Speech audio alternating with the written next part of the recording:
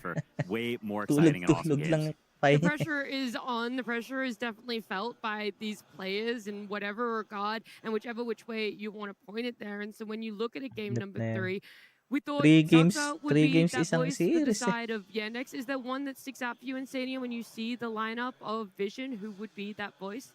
I think Kung di outside pa of ako the game, it's definitely natulog, Puppy. And baka I think Puppy 17 probably hours centers yun. them a lot coming into games like this. I think knowing that they have Puppy behind him 70 and minutes daw knowing yung that kay he ano is eh. like he's been Yung here game 2 so yata. many times and he's done it before. Ng It just Nigma. gives him confidence. I think whatever he says, he has like that aura buff of having all these results in the past. That whatever he says, it's gonna speak to them and they're gonna trust Hindi it. ko na rin And then I would pinanood eh. assume in the game, no one has also been here. Nabuisit He's the lang guy ako that they're gonna look for. But to be honest, I don't even know if they need all that. Game 2 ba yun? O game 3? Team Vision versus Team Yandex. Game 3. Kung ano pa yung tinulugan ko, yung pa yung natalo. They might not need it in the game, but they're definitely going to need it in the draft because a lot is going to come down to what these teams can get their hands on. We've already spoken about how detrimental it felt putting no one, quite a stable player on a hero like Puck that hasn't been performing. How Saxa was able to get his hands on a bounty hunter that has almost been overperforming on the main stage. And so now you wonder, how do you correct and ensure that you're not over adjusting? It is going to be Yandex with the back-to-back first picks for themselves. That's the game that they were able to win. And so we look to see if there will be any changes when it comes to these bans. Right now there isn't. An Io and a Treant taken out. And for the side of Yandex, it's still going to be that Lone Druid and Darkseer. And I wonder, Yung it's going to maganda be that nilang change up, ginawa. and Earthspirit is going to be Iba left in the nila pool, and IO. instead it's Coddle that's taken out this time around. I think for Vision, it's just a matter of responding to the problem that whatever Yandex will throw at them will be. Because in Mas that game maganda, too, mag-ano we nila saw sila the Furion, we counterpick. saw the Slardar. That's heroes that have heavy physical damage and intend to burst, intend to do a lot of damage. Yandex responded with a Tidehunter. They said, we're giving you an unkillable hero for your lineup that wants to kill. What are you going to do about it? And essentially, they just choose to not reply to the Tidehunter. And it didn't work out. Yeah, I mean, Tidehunter is one of those heroes that if you don't have an answer for it, he just Nagdudumbringer absolutely din yan. takes over your map, and he will just sit on any lane that he chooses and just make your map super small. And it's really Like, problematic to play Dota against heroes that are unkillable very Dudumbringer early on yan. into the game. Yandex. This is I think this Coddle ban is super interesting because my read on it is that they thought Vision was going to ban Bounty Hunter this game, and so they want to leave the Earth Spirit open for themselves because Bounty Hunter's gone, and so we need that extra hero that we want to pick. So instead of banning it, we're gonna have it open, but that's not the case because they don't pick it. So then I'm like, okay, why? Because I feel like Nature's Prophet is better against Coddle than it Ayos is ah. against Earth Spirit. Earth Spirit rolls on you. Mental he presses ano yan, he brad, closes oh. that gap, and he's really good at ganking. So to me, to not ban it and Mind then pick a hero that games. is vulnerable against it versus a player no one who is Ibig very comfortable sabihin, on it is a lalabanan strange ni Watson ng like, ano. offering of a trade. My Sasabihin niya, only mas guess would be magaling is siya that mag-Nature's they have Prophet. some hero up their sleeve that they just want to Sa mind counterpick games Earth Spirit yan. mid with, like some old school CJ counter. Nature's Because Prophet, I agree Brad. with you. I think between Coddle and Earth Spirit has been more problematic this tournament, and no one is one of the best Earth Spirits here. So I don't know what that counter pick will be. Like typically for Yung CJ, gamit it ni has been Saranic. Slardar, but we haven't seen it come out so much. Parang Could it be mind something games else up yan. the sleeve? I Parang think it might be as sinasabi ni simple as, Watson, mas like, they magaling don't siya. know how to deal with the Coddle, and Coddle kind of messes with the way that they want to play Dota. It stacks a lot Sakit of niya na. camps, it doesn't let them play through their lanes. Pero They nakuha kind of nila maybe Earth want Earth a Spirit, 9 class on a Brad. hero that plays the Maganda lane yan. more, or they feel like Coddle open up too many potential pairings down the line. Like there's the Ember Coddles, there's the angle Mag-e-Ember we yan. saw. There's stuff that you can put up pair together with Coddle that are problematic and you don't know how to deal with it. But this Mag-e-Ember forces yan the sila, early ano? Chira mid lane pick. Jr. This guarantees that CJ gets to counter pick it with something that they know, like at least they've seen it before, right? Yeah. Whereas the Coddle they don't have a set answer for. Yeah, that is fair. And there's stuff like Ember Spirit, there's Slardar, there are heroes that CJ plays that are sort of classical counters to Earth Spirit they could go for. There's also an option to put Nature's Prophet on 4. Saxa is very, very skillful on this magandang hero, so ano, it's an Brad. option if they feel Maganda like kasi using talaga carry sa pick, Dota wait 2. out on the line as well. It's not Pagka full committed to magbebet carry ka. on Nature's Prophet. Madaling Just basahin. to follow up on the Earth Spirit, Team Vision haven't lost a single game on it. So I kind of doubt this a lot. I mean, they Katulad ng also ano on the side of Yandex have not lost with sa the League of Prophet on Legends. Saxa. Ang hirap So, basahin ng what's gonna laro win ng out? mga player. They're not even comparable, but what's going to win out? It is ultimately like that's how the tournament goes, right? You're gonna have to play against something that just doesn't lose, but you're gonna prove that we are better. We're gonna Pag beat it. nagpa-parlay ako I'm not sure lagi how many dati. games 9 classes lost on Coddle either. So Swerte lagi sa it's- Dota. That's just the nature of the game, I think, when you reach this end point and you have to play up against the best team in the world. Yeah, it's pretty much never that both teams will have the exact same ideas, and what Dota eventually comes down to is who's right and who's wrong. And if you're picking this, you're making this trade, you're saying, I think we have an understanding edge on you, and we're going to exploit that, and you're going to pay for it because we understand this hero in a way that you don't. That's so much of this. Every hero, you need to understand the matchup knowledge, and if there's a slight deviation there, you get a little bit of space, you get a slight advantage, and you can, continue to build on that, take a gold lead from it in the game and snowball.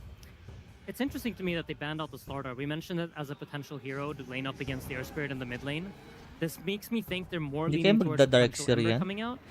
And I personally saw this matchup once this tournament. I didn't think it was super inspiring. Collapse yan, di ba? Yeah, it's not what it used to be because Earth Spirit's base damage is so extreme. And if Sinotis. he has 2 points in kick and 2 points in ult, he can just insta-break your shield at level 4. Which is something that not a lot of other heroes can do. So it's certainly not a lane that Ember does well in, but the synergy with Mirana and Nature's Prophet is very nice because you get in there, you have chains to allow them to hit and also to line the arrows. So like there's validity to it, but it's nothing crazy.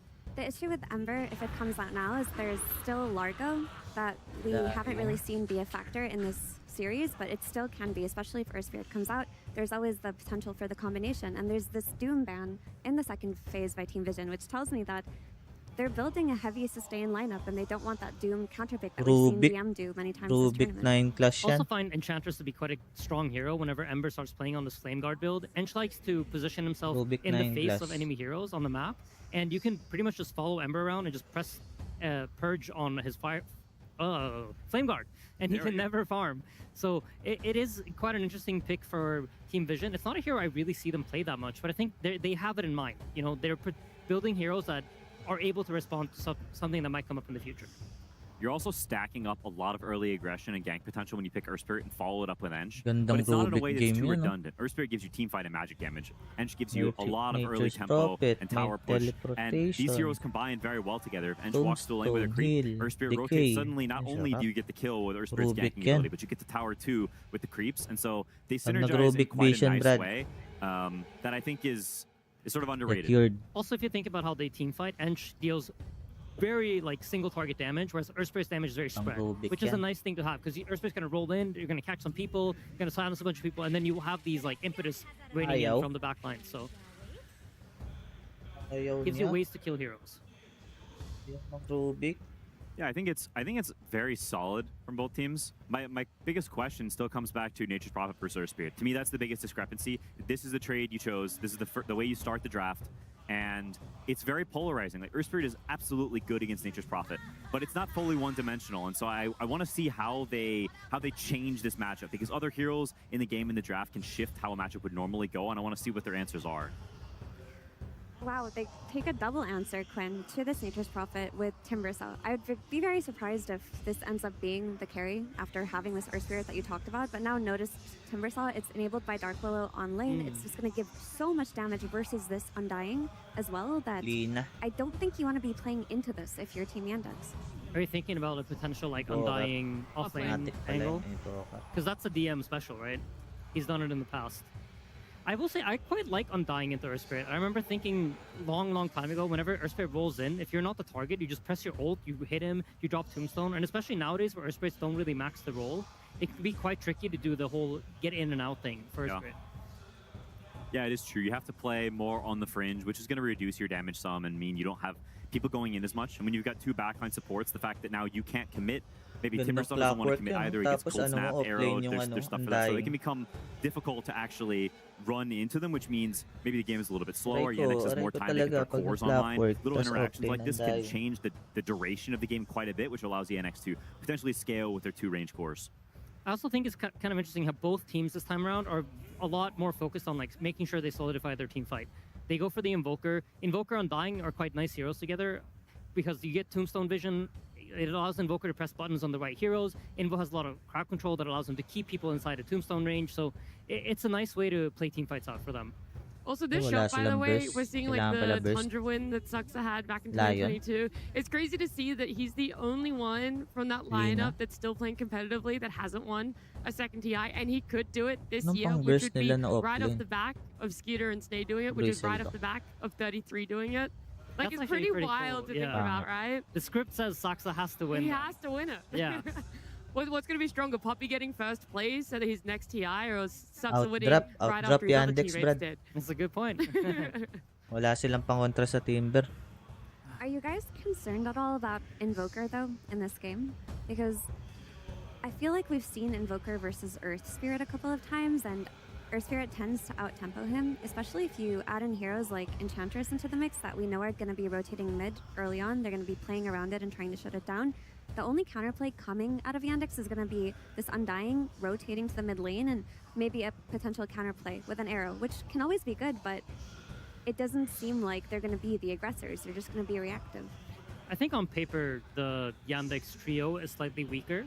But if you manage to time it right, you manage to catch Earth Spirit on the creep wave with the Tornado into an arrow, with Tombstone and Decays, you can definitely kill him. You also have the Nature's Prophet adding in damage from the other side of the map. So if they can find the tempo on the Earth Spirit and never really let him come online, there are a lot of angles there for them. Yeah, I do think it is an Earth Spirit favored lane, and I think I agree on paper. Vision probably have the stronger 3v3, but at this point, I'm not willing to put my money against Soxa because this guy has been owning every single early game. They have come out ahead on lanes, in lanes we thought they had no chance. I can't remember the last game they weren't ahead in the early game, and so for me, I look at Yandex. Yes, they might be a bit weaker, but I think whenever you're such a good laning team, you can pick weaker lanes and abuse your skill to give you better matchups in the game, and I think that may be something they're trying to do here. That yes, I agree, this is a weaker 3v3. They're accepting a weaker start to the game. Maybe they think they're so good at early game that it doesn't matter. So interesting, they banned PL and Lifestealer, and on the other side, they banned Centaur and Axe. Yeah, Underlord. Trying to see if there's any Tide. obvious heroes. Okay, they just go back for the Tide. Is it one of those things that running it back in this situation does make sense, and especially added that extra little bit of comfort? I generally like Tide against almost all the spirits because he's one of those heroes that just doesn't die to them, and he also gets a shard down the line, which is problematic for all of the spirits. Yeah. Once you get the anchor put on you, you're not moving around, and all the spirits rely heavily on mobility to play their game. Yeah, it's very true. You're obviously against Timbersaw, which is not ideal. He cuts through you and Don't makes you not throw it. unkillable like you were last game, but they needed a hero that front lines, right? They've got 2 range cores elsewhere. Don't They throw want it. setup. They want someone to help them around, to land arrows. And so I think all those strength tanky heroes Ay, are nakaban going na to tend to pala. suffer versus Timbersaw. And so that's just how the draft goes sometimes. You have to Ano have yan? bad matchups on some heroes. Not all 5 heroes are going to have good matchups. I would say within the range of strength heroes that play against Timber, Tide is in some ways one of the better ones because the way Timber deals damage is he reduces your strength, but Tide Tide purges the Hunter, debuffs off of them. Invoker, So for that reason, Undying, he's kind of tricky Mirana. to kill even Oo, though Brad. you have the Timber against Invoker. I understand the reasoning that both of you mentioned, but I do feel that it's still a little bit disrespectful Palagyan. towards the Timbersaw in this draft, because I think Timbersaw Nag-tiny. has the potential to do a lot this game, and we did see Notice in a position where he got an 8th pick Timbersaw and lose, but he was playing against the Doom, so Tiny he yan, was Brad, essentially tiny. erased from every fight. Tiny This kaysa time around, Tanic. that's not the case. I think that when he gets Tiny. a Blink Dagger, this Undying will be food. This Nature's Very Prophet, tiny. if the Earth Spirit rolls on him, will also be food. And Tide Hunter can just be ignored. I mean, Enchantress won't die easily, Dark Willow has Shadow Realm, and now that this Tiny's come out for Satanic, it feels like you're not really worried about that either. Like, if Hindi. you're a Tiny, Hindi you're yan, not hindi. interacting with Tide much, he's not killing you, you're not killing him, you're killing the rest of his team. It doesn't inspire that much confidence in me personally. You also get a silver Yun nga, player, and I yun think that's lang. the big thing. You have a way to Pag, eventually crack. pag nag-BKB yung dalawa, I yung would say I Invoker really tsaka wish Quasfex Invoker was NP. viable, because looking at this draft, I feel like old school Quasfex Invoker with a Spirit Vessel would absolutely demolish this game. Yeah. It would. Wala, it's true. bro. But I think Wala it's na not good enough to go nag-i-Ethereal. for. So he's going to be the typical Quas Exort one, farming, Sunstrikes, and I think Pangit because na of kasi that, Ethereal ngayon. I like what Vision have. I think both these past games have been defined by who has the ease of jumping in and just bursting people, of taking the fight to the other team. And if I Nakalimutan ko look kung at ano Vision, yung I think it's kailangan much sa easier for them to do Ethereal. that. They've got a bunch of Wala big, pa. tanky, Mamaya beefy makikita boys natin. who can run in first, and it's not that easy for Yandex to jump them. Whereas the inverse, if they see Nature's Prophet or an Invoker or Mirana, Tiny jumps them, they explode like that. And so if I'm Vision, I'm very happy with what I've got so far. I agree with that. I mean, for the reasons that I mentioned at length. But I also Kaya just niya lang think no patayin one dyan, Spirit Invoker probably the tsaka best ano. in this tournament. He's 4-0 with it, and Tsaka they yung let it through. NP.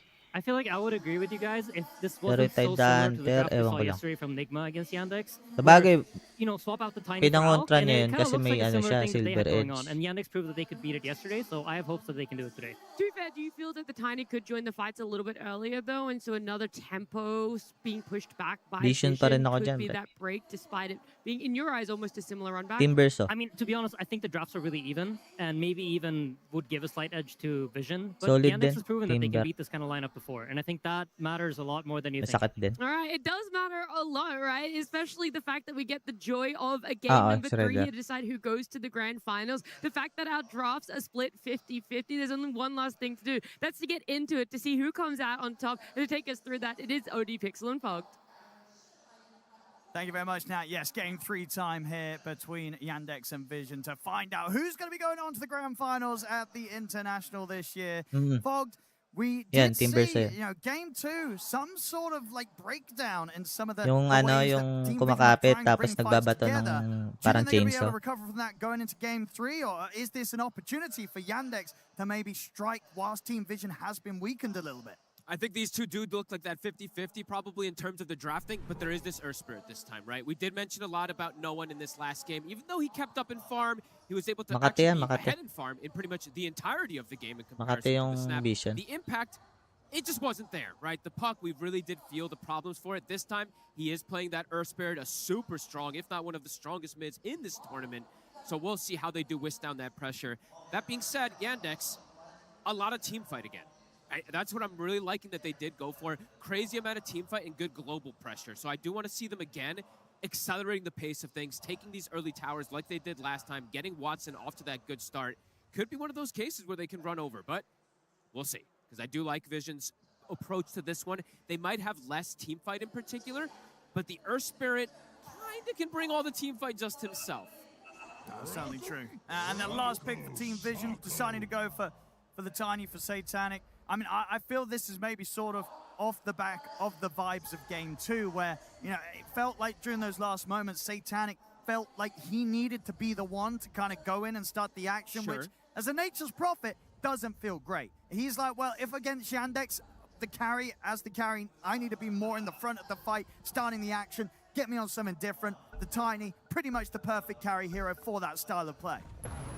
We'll have to see whose early game is better, because in both games, even the first game, even though Yandex did lose that game, they were the ones setting tempo, right? So an important thing to look at in this game is how much tempo there will be, and I always have to say, eyes on Saksa. How much can he actually do? This time, he's not his broken bounty hunter that he has literally been untouched with. He's playing a Mirana, but in this game with the Mirana, can make some interesting rotations and connections. It's not the one that sounds the most obvious, but I know we saw it the other day. The Invoker plus that Mirana, they were doing get the perfect. combo. Yeah. The Tornado plus the Cold Snap into the Arrow. There's ways to shut down, go for these kills early on something like an Earth Spirit. So that's for what I'm looking at least in this early game coming out from Yandex to set that tempo. And for the off lane of Team Vision, noticed on the Timber Saw. One of his best. And one of those heroes that not everybody's playing, but when it is picked in the right situation, it pops off. When you look at Yandex against the Timber, like how good of a Timber game is this? How many answers do Yandex have if the Timber gets out of control? It can be pretty problematic. Yes, they have the Invoker, the control, he's got some dispels, they have the damage amplification from the Undying, but overall, looking at the Timber, he's going to be off to a good start in this game because of the lane matchup. He's playing versus the Nature's Prophet, he's playing versus an Undying, so he is set up for success in this game. So I would say it's eyes on noticed. He could potentially become out of control in this game. Deep here with the smoke. Maybe see if they could catch out Satanic, but Satanic will be on the high ground, won't get caught out by this move. Does end up being the 3 bouncy runes going here the way of Team Vision to start things. And to mention with Noticed, right, he's going to have this strong support with him as well in the lane. They're actually making 9 class maybe just wanting to TP down here. This is I guess this is the lane that they're going to end up setting up with here. They're going to have the Willow paired up with the Tiny, and then the Enchantress paired up with that Timbersaw to just grab one of the Treants probably and get that extra bit of control, just beat on the Undying from a distance. Interesting that they do this one. Maybe just feeling that this one is just a bit better, because both feel pretty strong, to be honest. Either the Willow or the Enchantress down there. Maybe feeling like the Willow is going to have a better time versus that Mirana. Sunstrike, it gets kicked. Galing, you know. See these Spirits do this against the Invoker players. So I think every game, no one has done this versus these Invokers. He boots it. I think the other game when he was playing a Largo, it was the same thing, right? You see that Sunstrike, you kick that range creep. You don't let him get that CS. And let's see how Chira Dooner does, right? Because last game, He did have a bit of a hiccup again, but ended up recovering nicely because he's playing a hero that can play from distance. Invoker can be a bit of a difficult one like the Lina, where if you do get caught, you're playing in the front lines at times. So I'm going to be watching Chira Jr.'s positioning a lot here, playing versus no one on the Earth Spirit. And yeah, talking about the Earth Spirit, right? No one. He went from probably one of the best hero. He went from probably one of the worst mids to one of the best. So I think maybe the worst to the best in terms of heroes that are being consistently picked this international. Yeah, I think no doubt about that. And the matchup in particular, right? The Earth Spirit versus the Invoker, but also versus that Nature's Prophet. This gap close, it's going to be very strong for no one. All stages of the game, really. First few waves looking very nice here for no one. Doxa, he's in trouble. Blood Grenade, he's going to try for the TP out. Is it enough? He's going to live. Oh, wow. Picture perfect there. They try to even use the Shadow Realm, threw it for just like the smallest amount of damage. They grabbed the tree and threw it too. They tried everything to bring him down. Heads up TP. I thought he was dead for sure there. This lane as well. How long does make a go with the avalanche onto DM or try and tell him the ghost of the Shadow Realms back up? DM, he's going down. That's going to be first blood for Satanic. Sticking around Patay rin to. The Brambles catching him. The right click not enough to kill him. But still left so low on this bottom lane. That's going to mean that Satanic's going to have a lot of space to farm very peacefully. And absolutely seeing the reasoning for that swap, right? I'm watching Ducala's top. Every time Watson spawns his Treants, he just takes one over, while bottom, this effective trading from the Willow is so good versus something like Mirana, and even Tide. You have this high burst damage for him early, unlike Lamang lahat ng lane dito, Brad. Like this approach, actually, this little lane that they did end up going for, this little switch up, even though it's, I rarely see Ducalis get put in this 4 position. Very cool answer here. Yeah, durog yung Invoker. Super low does have that final tango and a fairy fire. Gotta be careful how far he steps up. Overall, not the easiest to get the Sunstrikes in this game on these side lanes either. Nobody's going to be really low for them. The Tiny shouldn't get pressured. Neither should the Timbersaw in particular. Maybe Notice can if they get a couple decays built onto it. But overall, this is a hard game to see Chira get set up on these Sunstrikes on these side lanes. No one. And Chira's unit, he did sort of, you could tell he knows the limits. He was trying to bait no one in because he is ready to turn with these sort of like cold snap Forge Spirit plays. Yeah, if you can get the Cold Snap Ice Wall Forge Spirit, you know that this Earth Spirit doesn't have roll, so you can get him stuck inside of it, but a lot of damage coming in from no one. Satanic, though, full HP, a lane where he's not going to feel any pressure, playing versus this Tide Under, playing versus this Mirana. Has the stick charges, always has mana to threaten as well. Doxa, careful how much you want to trade with this Willow. They're going to pop the glyph mid lane. Chira, they're ready for the dive. Ducalis coming in with a wraparound. Chira Jr. in a whole load of trouble. Blood grenades down on him. He's going to get taken out by the Alpha Wolf. Actually, a lot of damage coming in from it there with the Rabble Rouser, too. Patay yun, no? Back into the Brambles. 9 class Ayun. will survive. Denied from Saksa. Yeah, we get over to the neutrals in time. Now at this point, though, you can see the movements. Ducalis is like, all right, my Timbersaw is going to be chilling in the top lane. We can just go 2 points in reactive armor, and it's difficult for them to bully him. Ducalis is going to be pressuring these lanes very hard. So another reason that they probably did this lane setup is that he has easier angles to sandwich onto the mid lane, as we see there. Malady, let's see what he wants to do with these movements as well, too. Since the lane is broken top, he can leave the NP alone for now. Coming back over to the mid. Chira Jr. does have this ward down, so decent information. We'll know when Ducalis is trying these plays. Might still try for the dive. No one is about to be level 6 with the Magnetize. They're pushing him off of the tower here. See where 9 class wants to go. He's going to join bottom, help out Satanic, bring his items, get him back up to full HP. Can Yandex bring anyone in towards this mid to help out, or is that just not a move they want to do? They just want to sort of leave Chira Jr. to fend for himself. They don't really have the best heroes to deal with this enchant. Oh, Malady gets hit by the second Bramble. He might just be dead here. Pretty dead. It'll drop the tombstone, and in fact, they're scared about running up to the high ground for him. So head up now.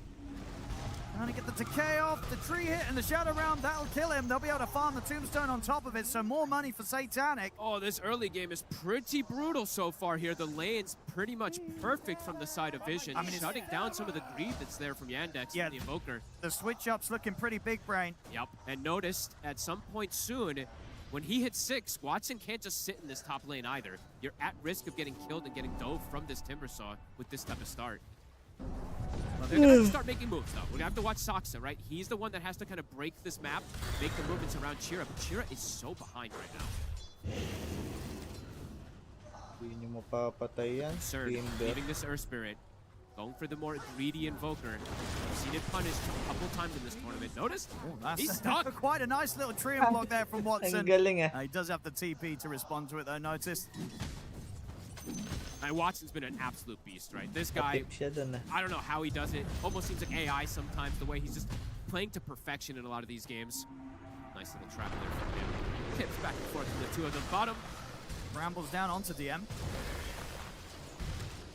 Not enough to take him out, but still bullying him back, ensuring that Satanic is getting very little pressure applied to him. They're looking for Wisdom Steal. It's a little late, though, so it doesn't look like they're going to be able to fully go for it here. Well, on the other side, Malady trying to contest Notice, but Notice has hit 6. I want Watson. Oh, this the setup. Not quite able to close the gap with the roll forward. Notice gets a free kill. Free kill on top of securing his own Wisdom. Malady, some good XP burst here for the Timbersaw. He does instant respawn, but yeah, this early game, it feels like Vision, they have all the answers for the lanes that Yandex has tried to set up for here. This is, I mean, where does that first move come from when you look at Yandex right now? Oh, yun na yun. Like, that's a good question. I mean, it's got to be hitting the 6 on the tide. What?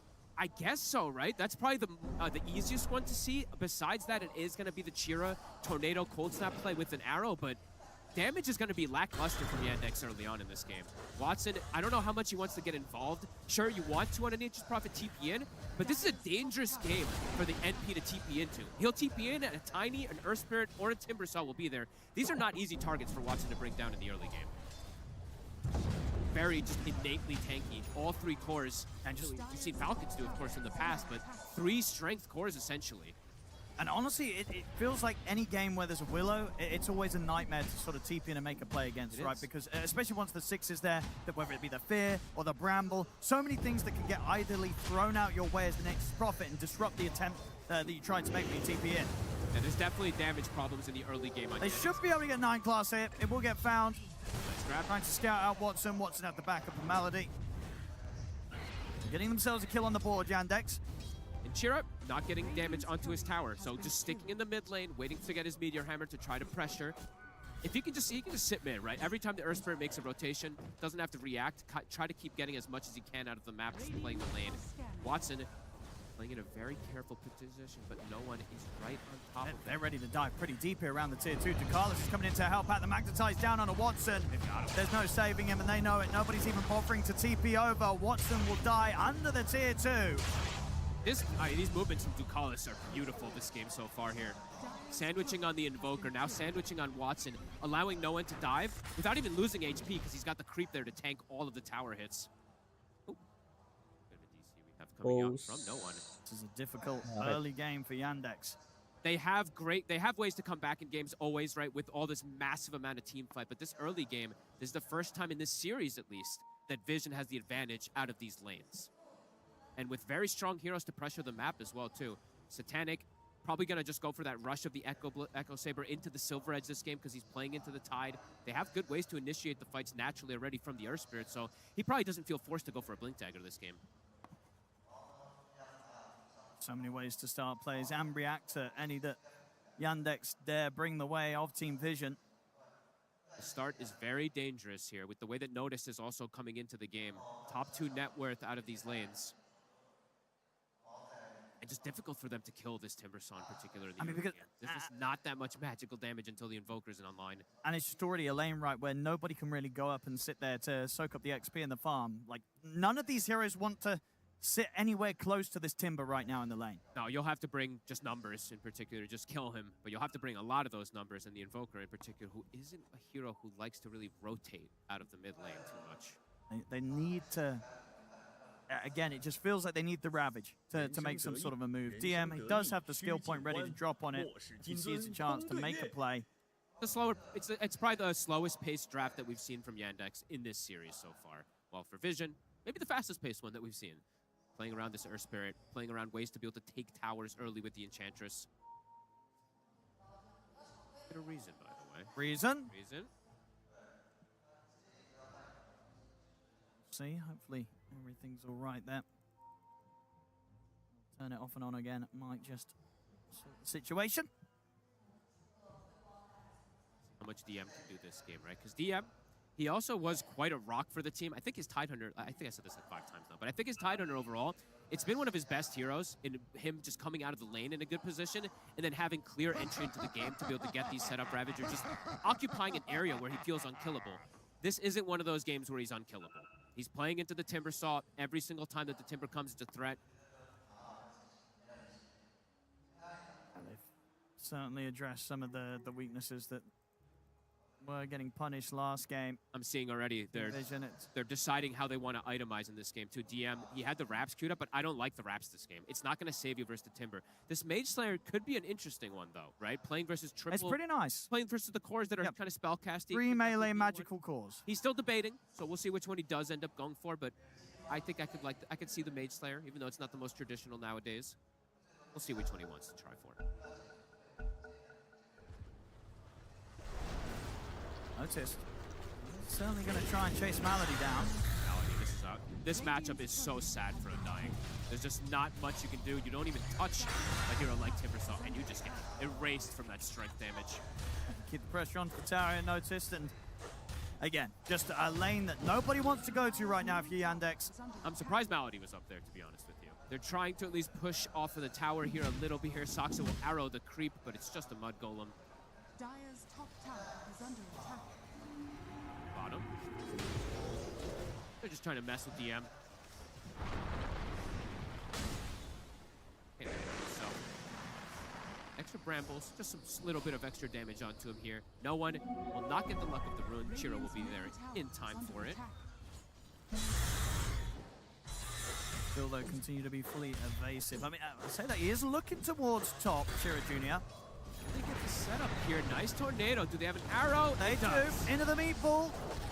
It's not enough. He's able to tip change the low ground. The deafening blast will reach and take him out. Though. I mean, so a well-needed kill. That's the way they got to do it. It's got to be the tornado, cold snap, arrow combos. And we do see if they bring the numbers, they will be able to bring down Noticed. A nice move there from Chira. Instantly with the haste rune. I love that, right? Just runs across the map. Usually not a hero you see do these type of rotations. Satanic.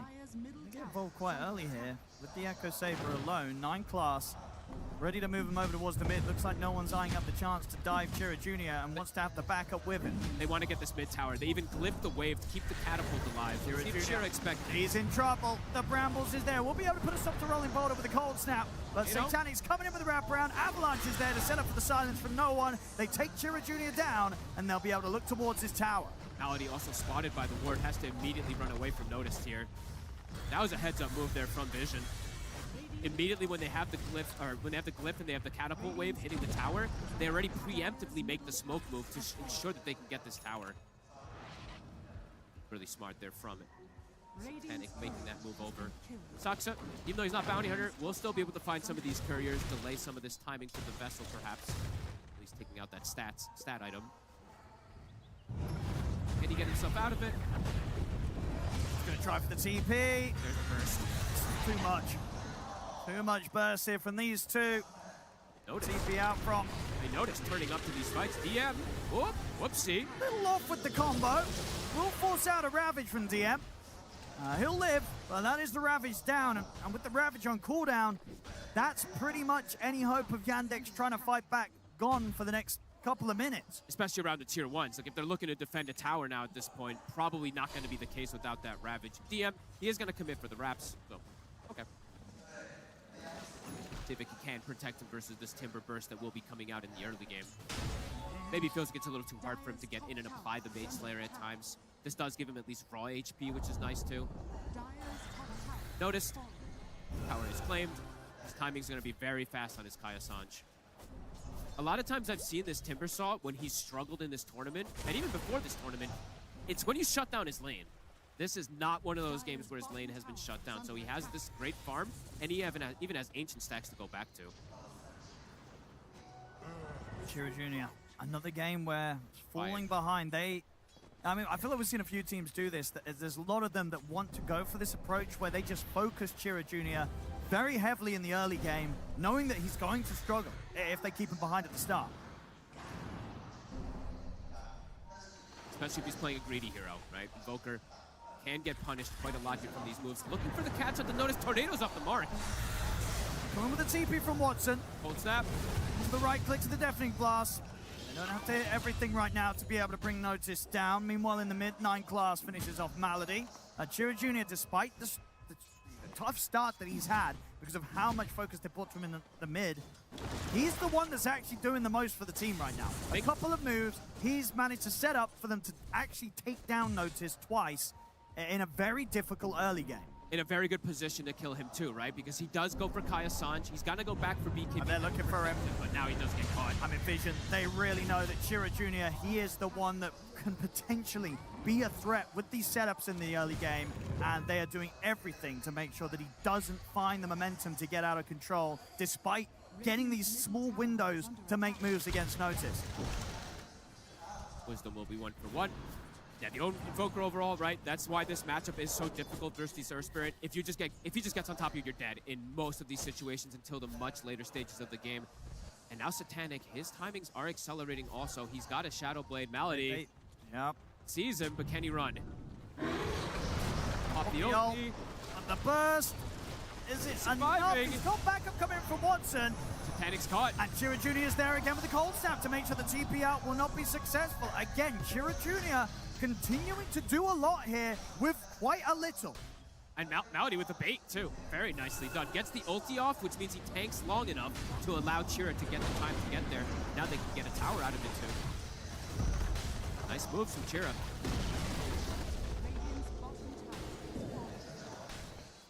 4K lead still for Vision, but punishing that first timing of the Tiny. As soon as he gets the Shadow Blade, that's his first death. Promising signs from Yandex being able to make these plays despite the net worth lead and early advantage that Team Vision got across the lanes. It takes them a lot of rotations to bring down these tanky strength cores, but at least able to get them and get Chira Jr. into an okay spot. 9 class also. Meteor will not connect onto him at all, but he's still gonna get him. Same time up top. Malady dead again. He's suffering quite a bit. 6 deaths already here on the Undying. He's back though. Ceaseless Dirge. He'll be able to come back and die again.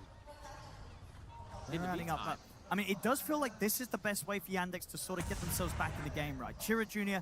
is just going to be constantly running up and down the map, looking to make these plays. Which usually isn't the case for a lot of these Invokers. It's a bit hard to do this before the boots travel. You're pretty immobile, so smart that if they can get the setup here. And maybe Malady is just going to be that bait time and time again for them to get these trade kills. For Vision, though, time to back up, farm a little more here, especially for Noticed. If he gets BKB, then he's pretty much undone. They'll have to come in. I mean, they'll have to get the chain stun before he gets the BKB off in particular. Otherwise, he will just survive in those later stages. Heading up to this top lane, but Chira Jr., he's got the backup of DM, and they've got the Ravage. Tornado set up here from Chira. They'll throw out the fear to try and push them back, but already the combo's dropped down to Carlis gone.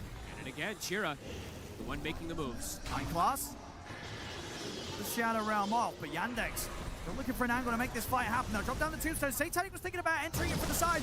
Dust gets dropped onto him. The Ravage is there. Catches a few of them at the tip as well. Satanic will back away.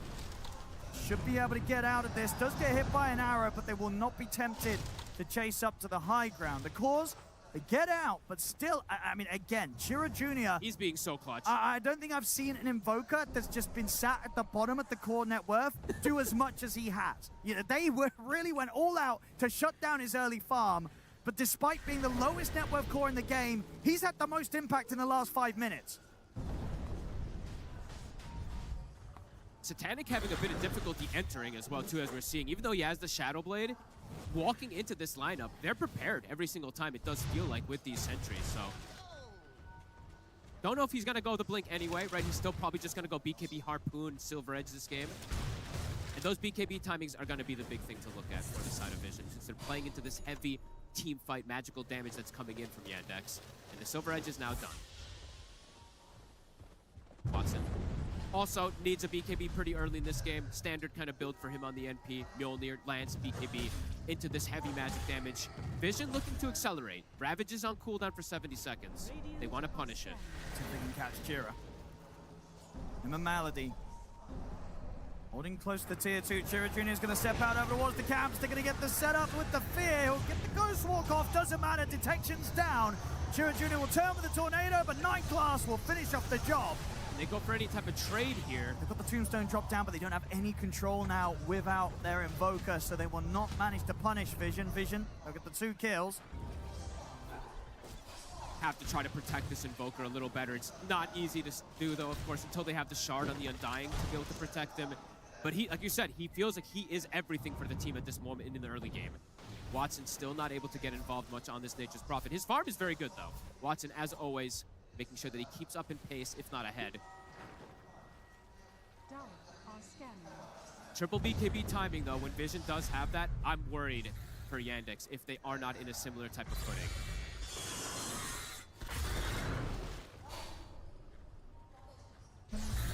5K lead now for Vision. They are getting that much more out of the map. Even though, as we said, Chira, he's making the nice moves. It is only Chira making the moves for Yandex. While for Vision, it's much easier for other heroes to really look for this setup. I mean, when are we going to see sort of the team smoke come out from Yandex? Is it Okay, around lamang the shard na. timing for DM? You know, Aray ko. would you imagine they're waiting? I think they can do it now. He has Blink. They're on a bit of a timer. Yeah, I think they can do it right now. Whenever he has Blink Dagger, whenever he has Ravage, they can look for these plays. There we go. BKB number 1 is done already, though. So Notice does have it. If they don't get the chain stun, he will just survive. Oh, actually, 2 BKBs done. Uh-oh. So they have the response. Vision has This the is tough. answers Yeah. versus this Blink Ravage. This could be a pretty dangerous moment here. Yandex Bakit namatay ba sila? perfectly.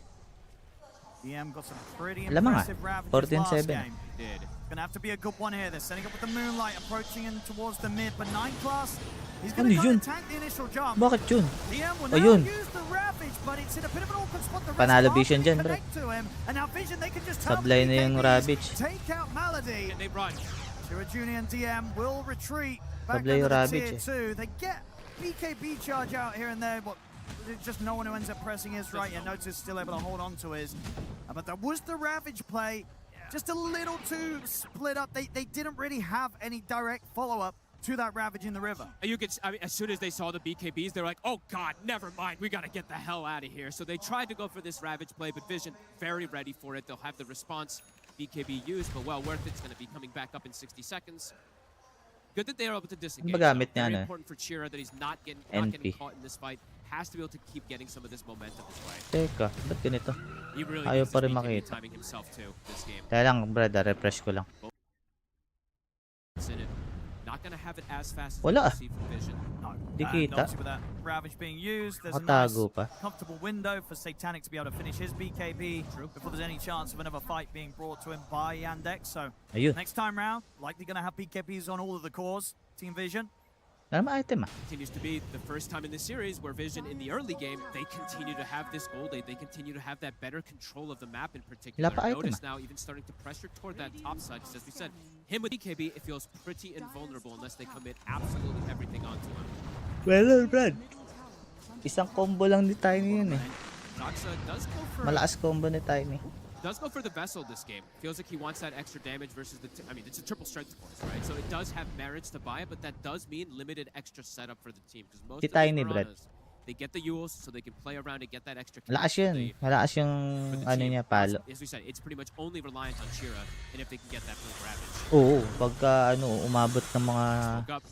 sobrang Ravage late. still on cooldown. Magnetize is Sa ready. 60 minutes, wala nang gagawin sa Invoker. Chira showing himself in the wave here with the Quas Ghost Walk. Good turn towards him. Very vulnerable right now. Dust. Ayun, patay yan. They're going to see him. He's caught. They get the Brambles into the fear. Malady's around, but he cannot save him. No way to save him at all. I don't believe he has the shard still. I think it's coming out on the courier for the Undying. Even when he does have it, unlikely he can save it in that type of position. Oh, and they get a tombstone for free. Extra money. Wisdom Saksa trying to go for some type of snatch here, but it was already grabbed here from Satanic. Watson, he has BKB at the ready, so can start to get more involved, but his other two cores, they're really starting to fall behind. And there is the answer versus those two cores, the triple BKB timing from Vision. It's there. Masakit yan mamaya, Brad. Enchantress. Pag tumagal. A Blink also finished up for Noticed. See how Yandex plays around this in these next few moments. Carry yan, carry. Feels hard. Quite difficult for Watson this time. Is under attack. Magpa-pure carry yan. Is keeping up in pace with the farm though, as he always does. He is, but say only him. Vision yung Enchantress eh, no? Dire's top Sakit yan mamaya. Chira really needs to get this BKB. Until they have that BKB, I actually do not think the Yandex can take it. Mag-aaganis ba yung Sounds like Enchantress? almost until they do have it finished. DM. Oh, nice little blink. He'll be able to get himself out of there. Yeah, Chira, he has to just play in these kind of crazy spots. Cut the creep waves with Depende the kung Ghost Walk, get makakapush to that sila, point bro. where he has the BKB because they just can't take a head on Ay, fight right Timber now. kasi. On the Malakas side, din Yandex. mag-pigil ng push yan eh. Earth Spirit pa. Lakas mag-ano. They don't feel Mag-wave necessary clear. pressure to try and hunt for these fights too hard. They're more than Walang content to tulog just sort yan, of Brad. grow this Walang lead. tulog yung They have ano mo. great ways to just pick off. They don't need to have as much team fight in particular. Yung And bet mo. Chira, he's in a dangerous spot. Titanic's right on top of him. He's gonna Ayun, find patay it yan. straight away with the setup. Chira's gonna try and get away with the Moonlight Shadow. Distiller's on him. He's gonna get surrounded Pun and it. caught. The brambles there. Chira's dead again. He's desperately trying to find a place to farm to finish the BKB, but he doesn't want to mess with where Watson's farming, so he gets himself in a Sakit really yan, Brad. dangerous spot. Static Now it's the mamaya. Roche vision.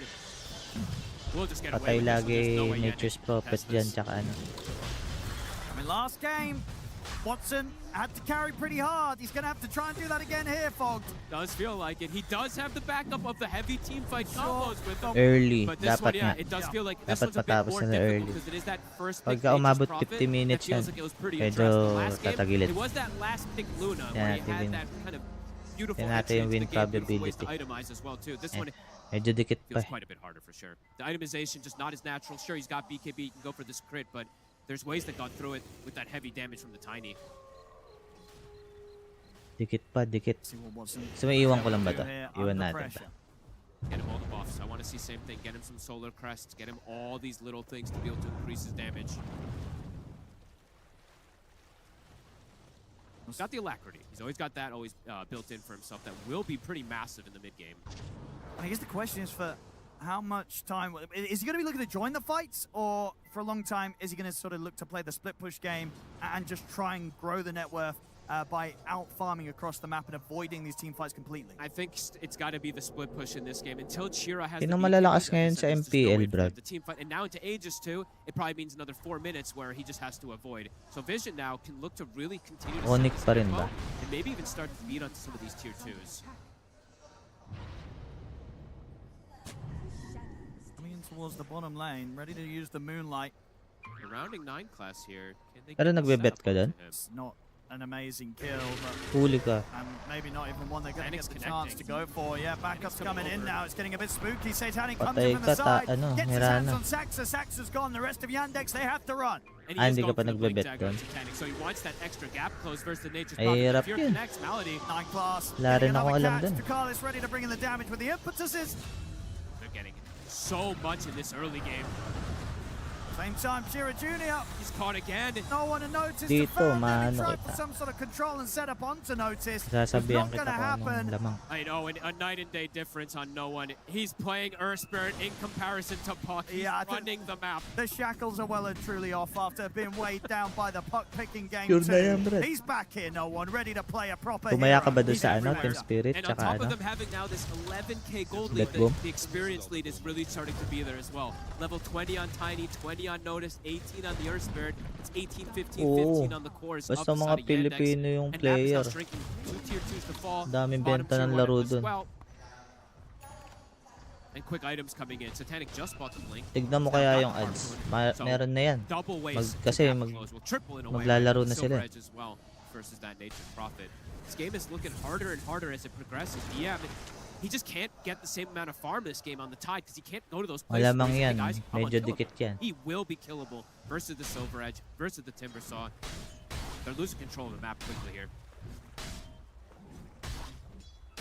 I mean, how easy is it for Watson to get away with some cheeky rap plays this game? Tignan mo yung ano, Brad. Here and there, Yung watch the length. fights going on. Is that Game It's- length, game they're duration, gonna be able to back kung up and anong find him. kung ano yung Shira? ads. Doon malalaman Panic natin knows yan. he's in the area here. The Silver Edge did get Ghost Walk affected.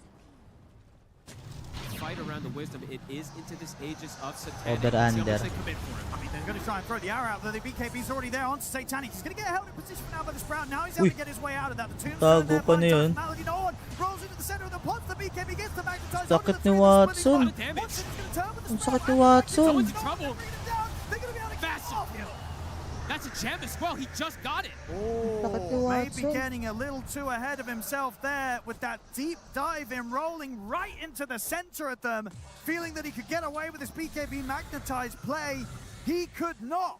He did not respect how much damage Watson has in that area around all these trees as well too. He does have the Daedalus finish now too. He will kill these targets with the physical damage. I mean, that's huge. That was the biggest play they've gotten so far, and it's around Watson. This guy, he said he has to be the rock. That's step one. Definitely be a bit more careful about where the Nature's Prophet is next time round he rolls in. I'd imagine no one. And overall, the play too for Vision, it's a pretty greedy one. They're going just for like a 2.4 BB. something that perhaps isn't the most necessary play Map to go duration for here. wala pa. Diving into high ground, Yandex is super ready for it. Everybody was there. Delikado yung BB. Now they've got a gem, Pero so they can start may to tulog reclaim kasi that map talaga control, start to play versus TS Silver dun. Edge Tiny a bit more here. Nakita mo naman yung laro nila sa Vision. Ang layo. Tinan mo tong Yandex. Maybe Dikit. reading how far ahead they are. You know, it's an 8K advantage, still very much a lead that can slip Medyo away, hindi malakas team if spirit they go niya. for these sort of risky plays that don't really seem to have that much of a reward really relative to the risk. Watson's there. Over So 2.5. that they can fight still, especially in this type of positioning, right? All of them Ibig are sabihin, high 3 ground, maps. one by one 1.8. positioning that comes in from Vision. First time we see Vision falter in this game. Yeah, they've got to keep their cool, especially when they're this close to being able to move forward to the grand finals. Aegis will get reclaimed. Satanic is able to put his Queller's Walang, Black ano, Bug duration. back into play. Can't be able to break away through Nung that game Nature's 1. Prophet. They're looking for a gank here. Ravage is at the ready for DM. Watson would be the big catch. Doxa gonna scout things out as well here with the gem. Stepping forward. Panic seems to know where Gaano Watson katagal is. yung laro? Just not going to catch anyone. Panic will find the grab. Malamang Doxa, yan, that's 40 the gem. minutes They see it over though. under niya. 9 class did. He'll grab it back. Okay, it's been recovered.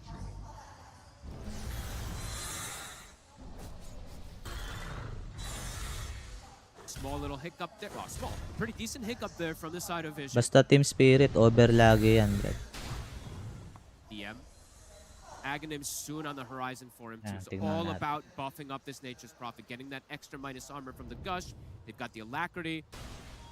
Malady doesn't look like he can go for the Solar Crest just yet. He wants to be able to have that extra buff up, but he wants to at least have that save. The catch.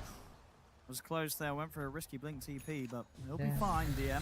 Gets out. As you say, that's the purchase done.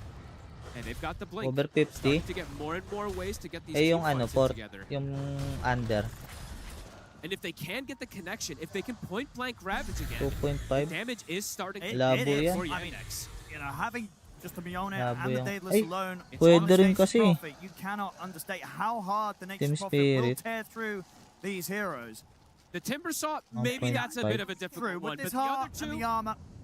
But yeah, no one rolling in's got to be Over careful. The Satanic, if he jumps in, drops his 50. combo, and the distance is still there between him and Watson, he could still run into issues. notice though, that's going to be a difficult cookie to crack. We'll have to see how they do deal with him, because Hindi, my Brad. goodness, Mi- Heart ano and siya, Shield is now Mjolnir. picked up from him. He's going to be hard, and he's going to be able to give a lot of information to the team, so he Mjolnir, can just play in that Burisa. front line. Tough to bring down. Parang meron na nga yata siyang ano eh. Butterfly. Ay wala pa. BKB lang. BKB. Try and see what he can force out of Yandex.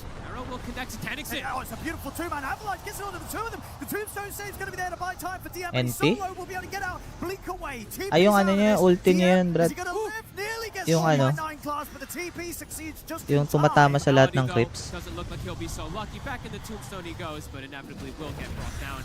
That was the Support's DD. gone. DD from Nature's Satanic Rat. coming in. I mean, Vision, do they want to do anything with this? Like, it was the DD, wasn't it?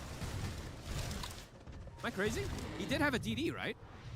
I don't think he did. Oh, Tsaka okay. shard I don't think he yata. did for May me. shard yata siya. Ay wala. Okay, whoops. Because I saw that one of the damage was It just got denied. denied earlier. But yeah, there wasn't one since. No, that was just the combo alone. Can I actually see that again if we don't mind for a second here? I swear he had the Over was it picked up and 50. killed at the same time. I don't know. Maybe he just didn't blue. Whatever. The damage looked very high from it, but Possible So I didn't kasi. think he'd have that burst to almost bring down maybe the it did. tide, but Yeah. that was interesting. All right. Well, Higher. DM did drop very low very quickly to that. we're able to bail him out. Game though. 1 yun, no? Over 50. Here we go. Coming in and No, he's just blue. Okay, I'm crazy. Sorry. but It's just the Team damage was so high. Spirit, Lord BB. did have it. Over 44, 1.5. Notice does get the BKB forced out of him there in the mid. Pop it back off. AC very close to being done for Satanic. So as we saw Ganito there, kasi yan, Brad. already Sa how much burst meta damage is coming ngayon, out. It's going to be even greater. pag nag 40 minutes ka, kadalasan yan, aabot ka talaga 50 There's only minutes. so many heroes that Malady can Kaya try and bail out redundant for yung Tombstone over save. 44 na yan. Ideally wants to save it for Watson. And Satanic also, not just the aggressive Possible potential, yung right? over The defensive with 50. this AC is going to be massive versus Team Watson Spirit also. kasi yan eh, These farming triple game. cores, they are getting to that point where the armor is going to be difficult for Watson to break through. The Shivas is Kasi no one as well. Boom Boys kasi aggressive eh. Double Ilalaban Shivas plus talaga AC nila. versus the single physical core. Mababa yung mga under. Walang Last medyo game, malapit Watson was sa able to do it. This one feels a bit ano, more difficult in 1.8. particular because DM, he's struggling a lot more than in comparison to that last game. Do it, it's Watson. DM.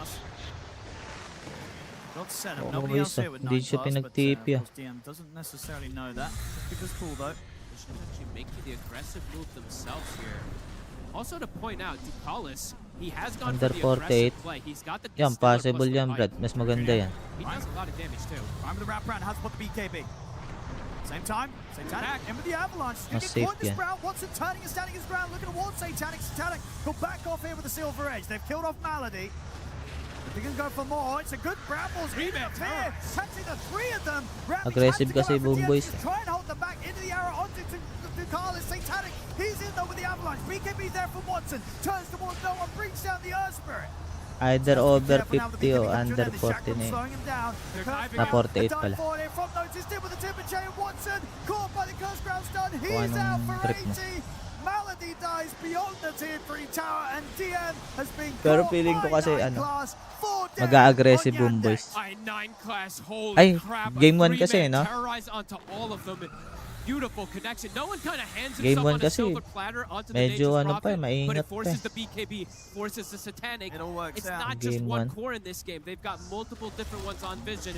While for the side of Yandex, it really Kung is just gusto mo Watson ng at ano, this point doing that ng damage. Chira, pang-excite, he's struggling over in this game. 50 ka, We'll see it Brad. again here. Chiro was trying to find some sort of way to start the action off. Has to put this BKB very early to try and get himself safely back over to the rest of the Pero team. kung gusto They mo look to ng Satanic, safe but bet, with that AC under that's just been picked 48 up, ka. they don't have the damage to threaten the Tiny. And here's where it starts to get really awkward. The control comes in from 9 class. And at this point, through the duration of the BKB, Watson, he can try and turn and look towards the Enchantress. But he knows now it's running short the duration. Yes, they're able to kill no one. But at this stage, there's nothing else to save Watson and Vision. They know it. They dive in. They kill off the carry and make sure that this fight is well and truly in the bag for them.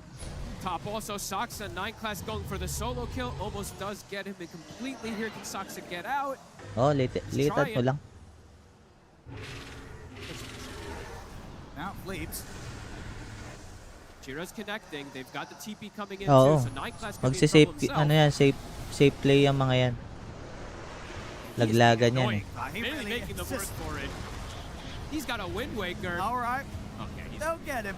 Of course, at the same time, space being created. Satanic's able to finish off the Roche, get the Aegis picked up for the next play. DM overall too, in that last fight, he needs to have a bit more patience. Saka may mapya din This sa one was Dota, a bit Brad. of a panic one because that fear connection that came in, Tandaan it mo. ended up just catching like an Enchantress. Sure, it caught the backline of the Timbersaw, but they need that Ravage when Watson's just standing his ground and able to May just mga wail on this pasimpleng ano target. dyan. This was not the case from him this time. Betor. Spellcasting has to be a bit better from the side of Yandex to be able to have a chance at this deficit. Some pretty crazy levels now on Team Vision. We've got the 25. Baka nga yung Nigma na mapya pa yun eh. We said this is one of those games where Notice has the potential to be that Parang carry. benta He yung is laro being eh. that carry as this Timbersaw as well. There's just Benta so much HP pickings. that they need to get through of these 3 cores. And they were able to hit him with those rotations early on from Chira Jr., but since then, he hasn't died. Not been able to kill him. Yeah, it was the 2 deaths early on from the rotations. Then he got the heart, and it felt like from there, yeah, they can't really touch or threaten him. He is a nuisance. UK lead now for Team Vision. No one now also having the Bloodstone. He is dying a couple times here. We do see the 2 deaths for him, but it's still doing his job, right? One of the heroes, one of the cores essentially has to be the sacrifice for the others at this point in the game to be able to have that success. Cheer up. He has to be in the back line. He cannot get caught at the start of these fights again. Oh, they're gonna Patay see si him. Chira. At the start. Secured. Can he survive through this? He'll get the chance to put the BKB turn with the tornado. He's going to go for the BKB TP out. Nothing to stop it. He'll Walang get out. pangpigil. But a full defensive BKB, it's going to be 90 seconds. They don't have that for the fight. Cheers positioning this game. Radiant are scanning. Watson really has to do so much here. Nature's Prophet, not easy. Is a butterfly gonna be I understand the butterfly versus the tiny is fantastic, but it's not good versus the rest of the heroes so much. So, I mean, there's not much else he can go. I'm thinking that Rapier Territory can start to be something he might be thinking about, but maybe he still feels like he doesn't need to rush it that much more still. But we'll see. The push is starting to come in. Satanic, 2.5 minutes on this Aegis. Got the ults to the red. Ravage is there. This is going to be back to be a part of the defense. Yam. The anchor down, set up for the tornado. Banner's out though for Team Vision. Ako, Keeping the walang pressure mana on na the si tier ano. 3 Saxon, trying to step up. They're trying to get rid of it, but the Hex is there. Saxa. They make the jump over towards him. Malady comes in with the tombstone save to keep Saxa alive. They'll be able to take care of the banner because of that. So at least stopping the push for a moment here. The creeps are starting to beat on bottom also. Wala Looks like silang Vision arcane. doesn't want to stick in the area too much more here. They'll respond to that push. I like this Wala as well. I was silang going to ask you pang about this. Chirrut unit. pang He's mana. He's changing it a lot. looking Nice at the saw. Hex, looking for the Ags. Surely the dream of the Ags combo to follow up a Ravage is it's worth going more pangit. into than the Hex. Di So man lang what do you say at nag-arcane this si point? ano, Because he's si considering Timber. either. The Ag's damage, it Tugapa. doesn't work as much as it used to now Okay. in the old days. Like I think the Hex just feels a bit better. They need that extra control because it's all about Watson to do the damage. The magical, it just really isn't what it once was. Sure, it's pure damage from the Sun Strikes, but Still, it is they're maybe pretty high HP heroes. Like eventually, sure, he can go for it, but I think the Hex is something a bit more important because they can kill these heroes if they don't get the BKBs off. Walang buyback pala si Satanic eh. Trying to step out the base here with a bit of a smoke. Vision. Ano yan? Hindi pa kayo backed off. magpupush? Maybe they catch Ducalis. As he has potentially stuck around a little too long. He's very deep. Yeah, they're going to get him. So Ducalis That's a gem. get punished, and indeed hanging around like that with the gem. A little bit of a mistake there. I'm surprised he's sticking around there with like nobody around him. It was Satanic near him, sorta, but not really the rest of the heroes. I mean, they might They're be looking touch for over Satanic there, and with the jump over towards him. He does, of course, have this Aegis still for Naku, a minute. namatay pa si Satanic. I mean, no one's trying to get over to help him out. He's trying to get away here with the Silver Edge, but the dust is upon him. The gust will slow him down. Chirrut Jr. with the wraparound from the Done. side there. They're trying to wait for the timing of it. They're going to wait 40 seconds. Long time. They've just got to kill him at once. Backline. At the side, we'll get the fear down on towards Saxa. So that's the Mirana out. No one Ubus has sila Satanic dyan. turn with the full combo onto Malady. They deal with the two Kalat-kalat sila. supports of Yandex. Chirrut Jr. Again, it has to BKB and TP out. I mean, you can feel that indecision from Sure, Yannick. Do we want to really chase this? It's kind of crazy. But at the same time, it felt like they were going to be able to kill him, Yeah. at least take that Aegis out of his hands a little bit quicker, but they hesitated a bit. Yun yung mali ng Yandex. Hinabol nila si Satanic. Now coming in again. Nine class. Still has BKB. Knows that Watson was there in the trees, but God, if he gets not get the catch onto it. gets the U also at least interrupt, could be annoying for the push. It is coming in. Notice. All right. Butterfly's done, and they do still have the Ravage here for the defense. Down 26k. Still, without the support for 10 or so seconds. Buildings are dropping. Nice little save there from no one. Pulling Satanic out of some of the damage. BKB gets popped, plays it safe. Finish the job and get out. Nothing to stop the BKB TP. Smart. Not risking anything there. Not trying to like back up and reset. Can get caught and killed if he doesn't pop that BKB and TP out. I mean, is there any way Wala they pa, can Brett. get out and try and force the Mamaya fight pa whilst siya. this BKB for the Tiny's on cooldown? What are the Tagal-tagal risks? pa yun. Could just lose the game with that move there. So I don't know if Yannick is going to want to make that type of aggressive move. Watson, okay, this is smart. He's going to go for the Bit Hydra ng Breath pera, afterwards. I like this, 20,000. the percent damage is Yeah, good versus super these value. tanky heroes. I mean, all three of them having over 4,000 HP. The Hydra's Hmm, breath is tatlo na lagi. absolutely gonna hurt. Yung Aghanims niya pang ano lang, He yung hits Sunstrike hard. na Like, I marami. think once the Hydra's breath there, he can take down these heroes as long as they have the control, which, as you say, but they're trying to build towards. Chirrut Jr. very close to having the money for the Hex. We'll see how much they want to spend up on these big items over saving for buyback, because buyback is probably going to be preferable in this sort of situation. Dito yun eh, sa talent niya eh. Tatlo, ayan, plus 2 Chaos Meteor. These greater healing lotuses can change the times of some of these fights if you don't commit to kill a hero. Can potentially get saved, so eyes on those for the upcoming one as well.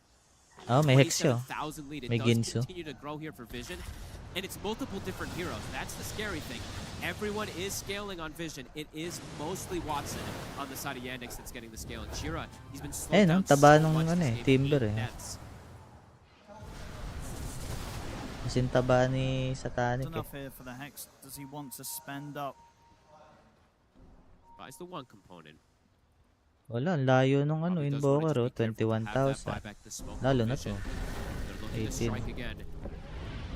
Know that Yandex is likely outside of the base. Be aware that Chira Jr. pushing out that bottom lane. Chira, be careful. Titanic gets caught in one stun. Coming in from the side, the supports. Class and Ducalis. Not Chira, be careful. They'll sense it just in time. Tsaka di rin siya ganun kataba, Brad. For neutrals, Chira. Mag-iisip pa yan kung magano Hydra's bet. Pag ito binili niyan, ito. Pag ito binili niyan, medyo tagilid. The Rapiers, they're starting to get cute. He's feeling like it's not going to be the answer with the Hydra. All right. Ay, hindi na nag-Hydra. Maganda Hydra. Time for the damage to come out from it. Rapier, much faster. And it's pretty expensive, right? How much is the Hydra's Breath? It's close to the same price as a Divine Rapier. He does have the lance, though, so it's not... that's true. You spend up a little bit. Mas maganda naman Hydra.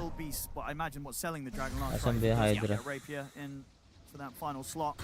2.5% target max HP. Mas maganda yan. He's got to kill everybody. He's got to kill someone during that BKB. Hex completed. Chira does mas maganda kung magde-divine yan, panalo Vision. All about enabling Watson. Level 25 starting to get hit as well on the Earth Spirit. No one now kasi has kung Hydra, medyo tagilid. Tama yan, sige. Mag-divine ka para matalo kaya. Point out on the side of Vision, so not just giving those away to Saksa.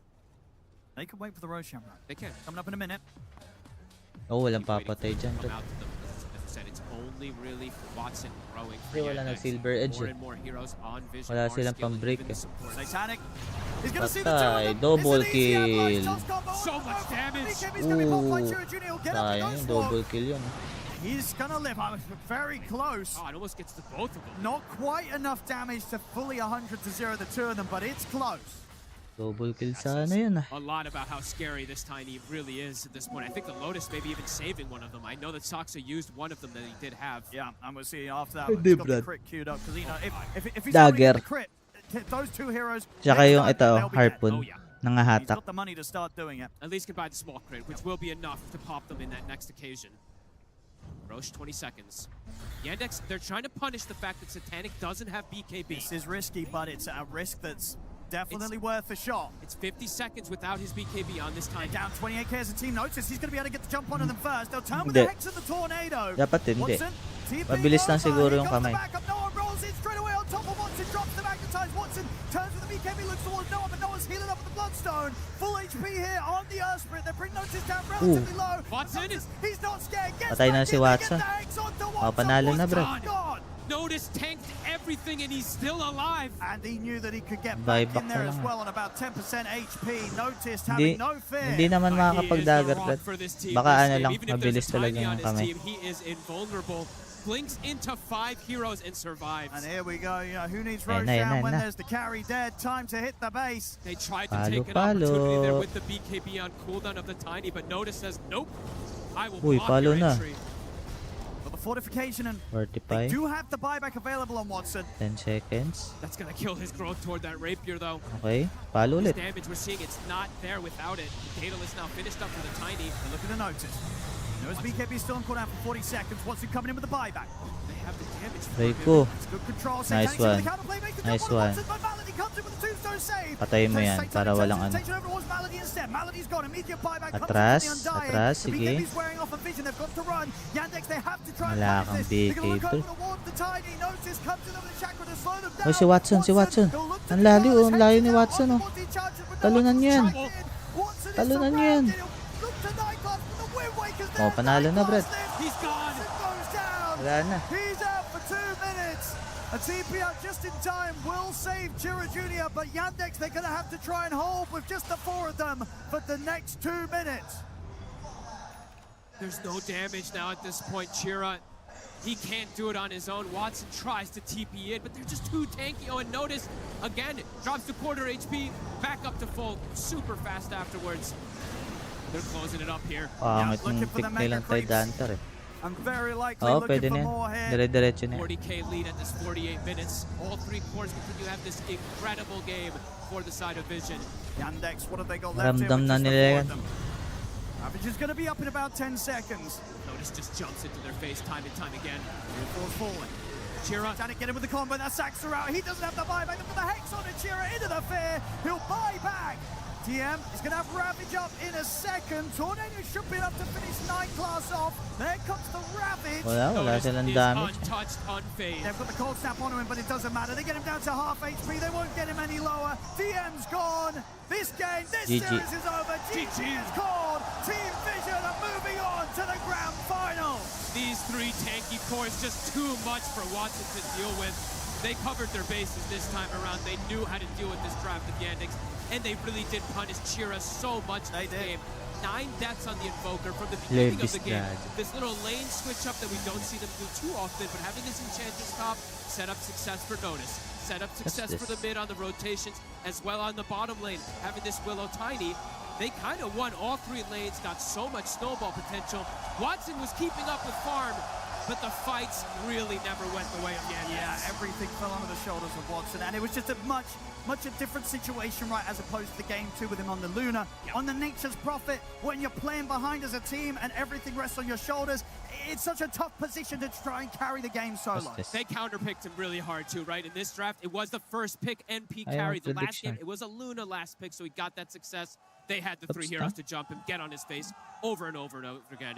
What a game for Vision. Yeah, Team Vision overall showing why many a team are struggling to do much against them. I think on their run so far, we've seen them drop a game in each of the series, but overall the wins.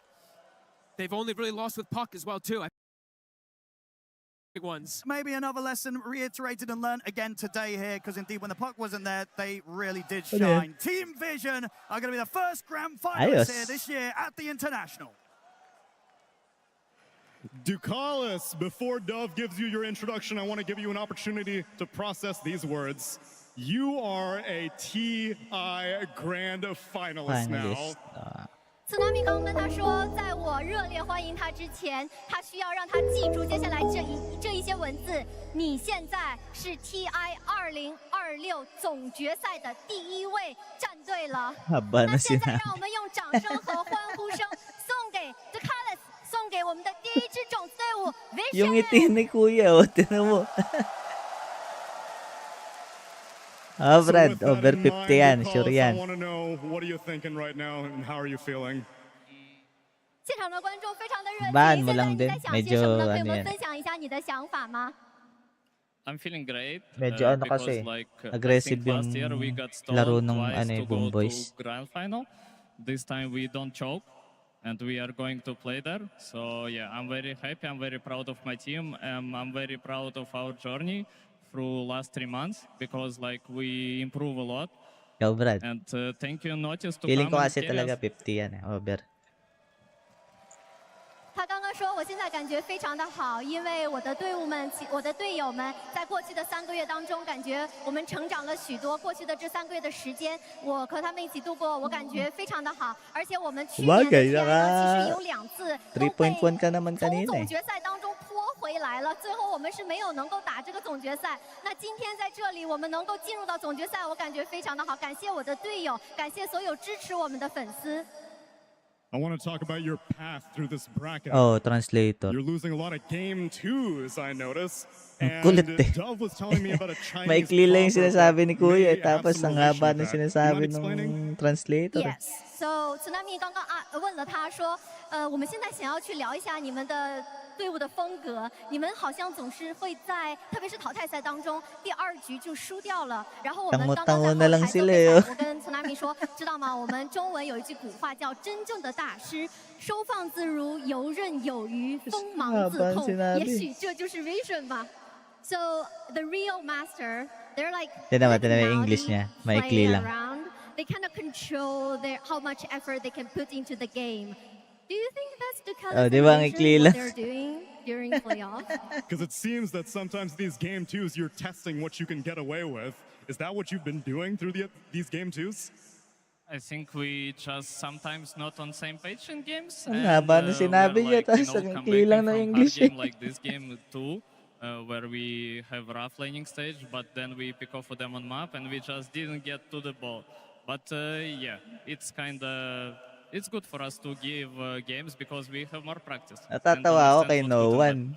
Yung 我觉 pinost 得我 ko. 们整个队伍有的时候可能不在一个节奏，不在一个 Nag-isip si 讨论的东西 Kumag 不一样。我们有的时候，比如说像今 Nakalimutan 天的 na 这样 yung 一场比 tanong. 赛，在对线期劣势之后呢，可能打得回来，也有可能打不回来。但是这样的一些比 Si 赛 Sumil 对 din 局，其实可以 kanina. 让我们 Napanood 去 mo ba 锻 yun? 炼自己， Yung 能够 umiiyak 去 ka. 总结，能够从这些对局当中呢学到一些 Umiiyak 东 si 西。 Sumil 所以 eh, 我 tapos 觉得，有的时候 nagta-translate 输 pa 掉 rin 其 eh. 实也还好啦。Hindi So niya there's alam the kung master. iiyak You ba beat siya. Boom Boys in round 1, Team Spirit in round 2. Napipigilan Yandex in yung round iyak ni 3. Sumil Who do eh. you think is going to get the rematch with the master in grand finals? 目前我们所剩的剩下3支队伍里面有 BB Spirit， Nadadaan 他 pa 们 sa 刚刚击败 himas 的 ni 烟 Kuya 袋 eh. 都曾经败过，都曾经失败过，没有挑战成功过 Vision。那想问他，觉得最后总决赛即将迎接他们挑战的会是谁 Sa 呢？ isip-isip siguro nun ni Sumil, It's actually dapat pala funny din na ako because all three nagpa-interview teams, eh. it's like some story behind it. Because basically, Bad Bomb, it's Naruto against Sasuke. Like, they have Steam profile picture. Second, it's Spirit, it's Young Ayan, Prince yung against King. caster na yan. And third one Yung is nag-i-interview Yandex, na it's TM against ng English. yeah. So Pag tinitignan ko yung ano niyan, yung mukha niya eh, habang pinapakinggan yung translation eh. Let it Parang be naiinis King na naka ano against eh. Prince. 他刚刚说这个问题其实很有趣，因为我们和这3支队伍都有一些历史，我们曾经的一些队友都是来自于这3支队伍的，这3支队伍里面都有我们 Ibig 熟悉的一 sabihin 些 pala 老 next 对 year 手和老 babalik 队 pala 友。 sila sa 所 Shanghai. 以你如果让我非要选一个的话，我觉得应该是 Spirit 吧。 Diyan na yata And yung let's see it talagang happen, TI King eh. versus Prince. Ladies and gentlemen, give it up one more time Di na for yata Vision magbabago and eh. Ducalis. 让我们最后再一次让他感受到我们上海的热情，好吗？ Kasi sabi ni Slacks kanina, babalik daw eh. Vision make a statement in Next game year eh. number 3, securing themselves Parang the nadulas grand siya final kanina for eh. the International 15 here in Shanghai. But an even bolder statement by Ducalis there in his interview that they want the Spirit rematch. They would love to see Spirit come up through that lower bracket and have the Prince versus King in a best-of-5 this time around. Who wouldn't want to see Yatoro versus Satanic for a Aegis potential to lift? I mean, this team is, there's something else, and I love that he praises Noticed in the interview because I think it's so hard to find a really, truly good offlaner to build around in modern Dota. There's so few of them. And Noticed has risen from nothing into one of the best offlaners, arguably the best offlaner in the world right now. And I think I'm glad that he's giving props where they're due because he is owning. He's been such a standout, and I mean, I feel like Team Spirit have been the pride and joy of the EE region for a long time, and if you're gonna win a TI, it better be against Team Spirit, and I think that's how Ducalis feels when he brings it up. That's why he wants to go into this matchup. Winning against the team that has represented your region and won 2 Aegises, there's no bigger honor than that. I also feel like it's a very bold statement because, like, Yatoro and TI Grand Finals. Pagalingan kasi ngayon talaga Brad ng ano. You Ng offlaner eh. gotta really believe in yourself. Yan yung pinakamahirap to go ngayon up eh. against them. So it's cool. It's cool. They're Offlaner. obviously feeling themselves. You can tell from their gameplay. They Pinakamahirap na don't role. get phased by game 2 at all. Game 3, I think they're doing all the right things on all the players.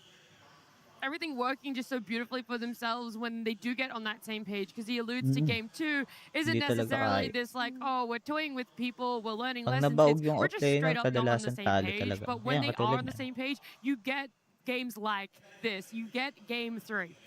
Yeah, and I think it's a really impressive skill to be able to be not on the same page and quickly fix that and get in the middle of it. We've seen multiple times, right? They lose the game 2s and then come back and they fix their problems and they win game 3. Yung And Nigma, that kaya is an natalo. incredibly important Baog si skill set. Dabay. So that you don't just 2-0 all your series. You get the finals, you drop a game, and now you're just fractured Walang and ginawa shattered. si You don't know how Dabay to fix it, right? They've been learning how to fix problems while also winning every Diba series. Lycan siya? Yeah, I mean, if that's them not on the same page, Wala I siyang worry ginagawa. for every team in Dota if they all get on the same page all the time. I mean, if this is the state of them still not seeing eye to eye and they're the best team in this tournament so far, that's pretty Offlane kasi spooky. talaga dapat may Yeah, mga absolutely. stun And I yan feel eh. like there's May something mga that they CC. multiple people now said in their interviews. It's the kind of concept of journey before Easy, destination, which I think is really beautiful. either slow, and it's something that tatangke. you can take with you not only in Dota, but not only in Dota tournaments, but also Lycan in life. kasi, I think hindi part of their pantangke. journey has been to grow as people and to grow as teammates, and that's what's made them get to this point.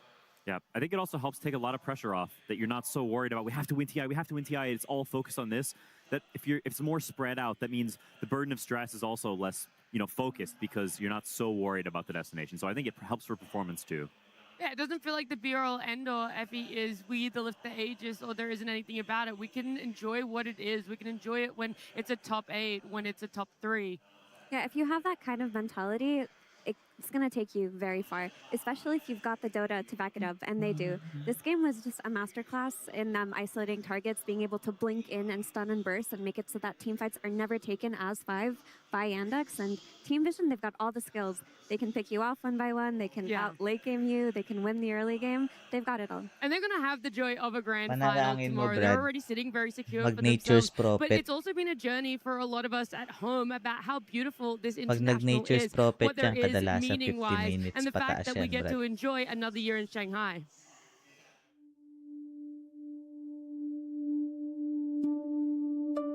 Team Spirit.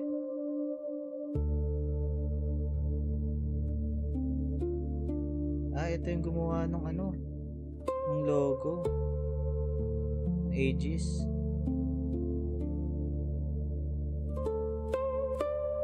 Embroider.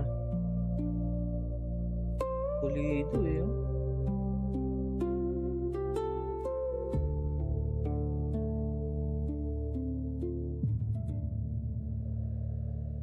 Ganda.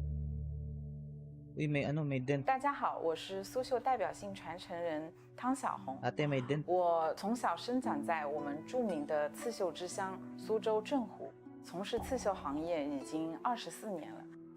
苏绣有几千年的历史，然后它在世世代代的传承中，这个技艺不断的变化，不断的发展，然后到现在我们形成了我们现在完整的这个苏绣的技艺。比如说我们讲的平，那就需要我们在刺绣的时候，它的绣面是平整的，边缘是齐整的，那就需要绣娘每一针都是拉力都是均匀的，下去的时候它每一针都要恰到好处，细，这是我们苏绣最显著的特点，就是要把一根我们苏绣的蚕丝线最细要分到128/1。Oh, Brad. Tas tempo lang. Tempo control lang yung mid. 都不是用单一的技法去表现的。我们在绣之前，通过我们自己的经验，为这个作品选择最合适的针法、最合适的色彩。收到这个图稿以后，我们首先 Dati kasi 对 Brad, 这个图稿 naalala 做 mo 了一 yung 些调整，比如说图稿 Tri-lane. 的松枝还有梅花， Offlane 可能 dati, 是电脑绘图， parang 它的 sacrificial 线条会比较的生硬，所以这两个是我们一开始就改动的。 Diba? Parang, sige, diyan ka na lang. 云纹我们也做了一些调整，使得让它 Mag-tease ka dyan. 看起来更圆润，给它的层次色级多了一些。水纹我们就参考了一些它这种 Kaya ayaw 海 dati 水 ng 江面纹里 offlane 面 eh. 的水浪的这个绣法跟这个丝理的变化， Ewan ko, 水浪 ba't nabago 整 ngayon? 体会更出挑一点。然后我们对这个图稿做了调整以后，我们就选定了适合的面料，我们选的是一个我们桑蚕丝的这个 Tulad ng mga 针丝 bristle 绡 eh, no? 针丝 Bristle 绡 back. 是刺绣的面料里边是 Pwede. 最薄最透的一个面料，使得让它在这个整体的造型里面 Ngayon kasi di mo na magagawa yun. 感觉会更好一些。选定面料以后，我们就开始上绷，上绷以后我们就开始勾稿，勾绘到面料上之后再配线，配线以后后面就是 Tas may wisdom pa doon sa gilid. Maaagawan. 这个盾其实它的面积其实挺大的，然后在绣的过程中呢，它有一个层层叠叠的过程。 Walang yan. 比如 Nagkaroon 说 pa nga ng 松底下它 documentary 是 si 有 ate. 底板的，底板上面再要绣枝干，枝干上面再要绣松针。那么我们就 Ano 必 yun, Brad? 须要在 XP 我们绣底板的时候， para 先 sa 要 mga 确 support. 定好它的方向、丝理，然后它的配 Experience 色。 yan, 如 Brad 果 eh. 我到绣枝干的时候， Di ba kadalasan naiiwan sa experience yung support? Yun yung nilagay nila para 所以我们在 makahabol 每一步都要在绣之 sa 前 level. 设计好它怎么绣，包括什么样的配色，包括什么样的丝理方向，然后用什么样的针法，要每一步都不能出错，到最后才能成型 Ring 一 na 件 malaki. 比较成功的作品。 Yan, Brad. Yung wisdom yata yan. 光和顺匀， Yung sa may 丝线 tabi 是 ng 有 offlane. 光泽的，我们不 Oo. 同的针法，然后在里 Wisdom 边 yun. 还有不 Ay! 同的方向，通过 Alin ba sa 颜色 triangle? 深浅不一的这种 Sa mga 过渡 ancient? 我们就能体现不同的层次。苏绣会有它独特的丝光感，人可 Ring 以 na 走 malaki. 动，它的光泽感也会有变动。 Tormentor? 一件作品承载的不光是记忆， Yung ano ba? 还是我们 Yung 每一个 sun 绣 sun 娘 part eh. 人生一段独 Ng 一无 jungle. 二的时 Ang 光。 dami na kasi jungle ngayon, Brad. Saan ba? Sa pinaka bottom lane? Ay, ano yun, Brad? Tormentor. 这个作品能带给大家 Tormentor 一 yun. 些不一样的感受，让大家 Lumilipat yun. Sa, meron din sa taas. Libreng shard yun. Pagka ano, random. Random sa team mo may mabibigyan ng shard. Parang Aghanim shard. Kasi may ano na ngayon eh, may Aghanim shard. Parang may bonus na skill yung mga hero.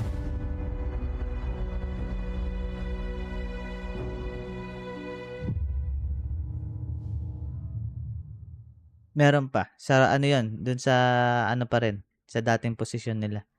Dun sa ano? Beautifully dedicated Sa may across river. their 20 years of Sa experience, river put na into lang yun eh. something to represent over 16 years of journeys for so many players, 15 internationals now. And it's crazy to think that we've been so lucky to get to visit Shanghai for a second time to see so many different players achieve that Mamaya, dream and ano yun, see what it mag-aagawan is all sila dun about, sa making a grand final, making it to the main stage of an international yet again. Falcon. Antonio. Yeah, and I feel like it's kind of Sino cool yun? to see pieces Sinong of this player because nila? we've dedicated our lives to our craft and we've poured our heart and soul into it, and we've accomplished many things in Dota. And to see other people that are so passionate about whatever they decide to work with, I always find that kind of stuff really, really fascinating. And I have Mga it's bago cool. na ba It yan? was really cool to see this Chills, video. in Yeah, a way. chills. I mean, it's around the arena as well, so anyone that's lucky enough to be here in Shanghai should definitely go and find it, have Wala a na look sila at it, and get to B-wise? see what, all of this experience, all of the hours put into it is, because Lumipat that's na what rin we're ba doing every HOK time we sila? get to sit down and have the pleasure of watching these professionals come into a game of Dota. And whilst our day isn't over just yet for this Saturday, we still have another best of 3. Unfortunately, one of the two teams that's about to come out, their journey will be over. We're looking back at eliminations now, and we have to look towards teams that played earlier today. We've got Spirit coming up against Boom Boys, and for Spirit, it's such a draining day, Quinn. They played the first series and now the fourth. Yeah, this is one of the hardest parts of a TI run. It's why you don't want to drop to the lower bracket, because you know this day is coming where you have to play 2 matches. It is incredibly draining. I've done it twice, and man, it sucks. And so I think for both these teams, it's not only the Dota game you're fighting, but it's the psychological and the energy battle to remain strong enough to actually play to a high enough potential while being tested on a time basis. Yeah, and you're going to make some trades, right? Because Collapse mentioned that he was tired and he just wanted to finish and he only slept 5 hours. So the question is, did they go back and sleep or did they watch to prepare for their last series today? I feel like usually we used to try to go back and sleep, but the thing is you have so much adrenaline going, and a lot of people drink caffeine in one way or another, and that kind of affects that. You also, I feel like I put a lot of effort into this because I feel like there's a caffeine theory, and I feel like your first hit of caffeine in the day always hits different than your second one. It doesn't hit quite as hard. Well, hopefully the adrenaline also hits different, right? The first time you walk out on stage for the day, maybe it hits a little harder, but they're going to have to do it for a second time because they're coming out on stage. It is going to be Spirit. Akala ko Spirit. Boom Boys. Tumublay yung yung introduction.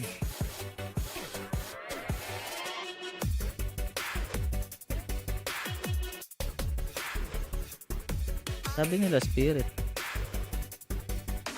Boom Boy! Sabi niya Team Spirit. Boom Boys pala. Boom Boys taking to the stage, walking out for the second time Natawa today. siya. And hopefully the Kamali fact that siya. that series was only a couple of hours ago is enough to be able to give them that advantage here in the lower bracket. They dropped down a little earlier than teams would have expected, but that doesn't mean they're out by any means. They have a lot in the back pocket. They're going to come out fighting because they Pag know their tinalo opponent sila is a ng formidable one. ng Boom Boys, tatalunin sila ng pilay.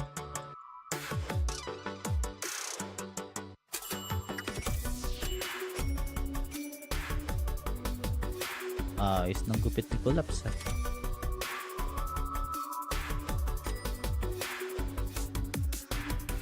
Oo, Brad.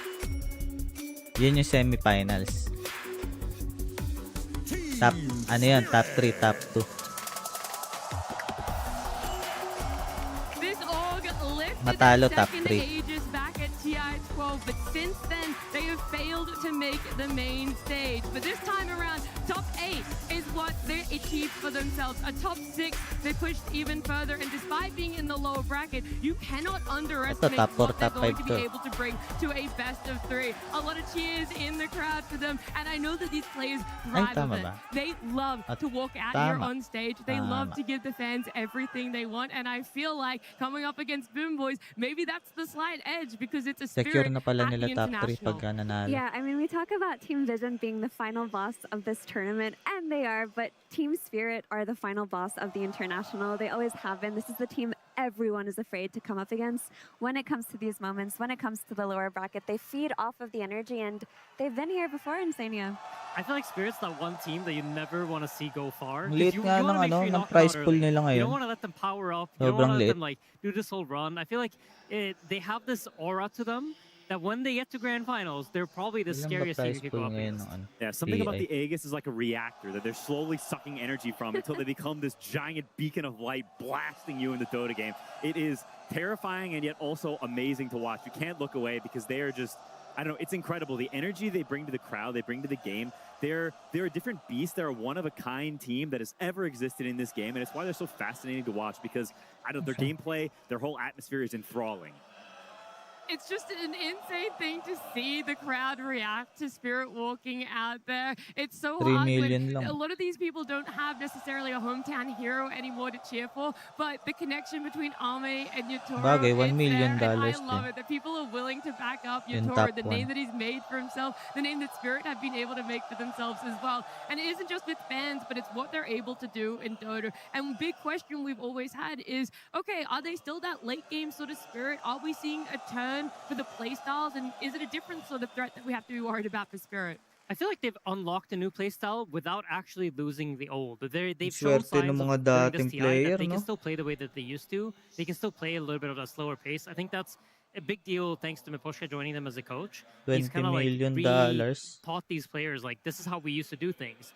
But the new players have also brought with them a lot more aggression. I feel like the two supports, Rue and Not Me, they have brought a whole different way of playing to Spirit, which is a lot more active. Laurel is more enabled. They're able to play through mid. They're able to play through their side lanes. And this team is really, really scary. I feel like they're playing extremely well. And if they can figure out their drafting, they might become unstoppable. Yeah, I love that point because in the past, Team Spirit were by the book in the early game in the sense that, okay, we're going to stack, we're going to contest runes, we're going to hit these basic timings, but that's about it. That's not what we play for. We play for our late game timing. We play for the culmination of our carry into the monster that he is. And when you have a player like Not Me joined two months ago, he kind of made it so that that's not the case anymore. He's not just moving mid at minute 6 and minute 8. He's looking for kills wherever he can. So many times I've seen him run around on his clockwork. He's like fighting minute 5 with God knows who, creating situations out of nowhere, and it's really helped this team become more skirmishy. Yeah, the fact that collapsing Yotaro aren't the only talking points for them anymore, that we talk so much about the supports, I think is a testament to how incredibly gifted they are. This Rue guy is respected at such a high level by every single professional player. You talk to anyone, they're like, dude, Rue is amazing. Because he is.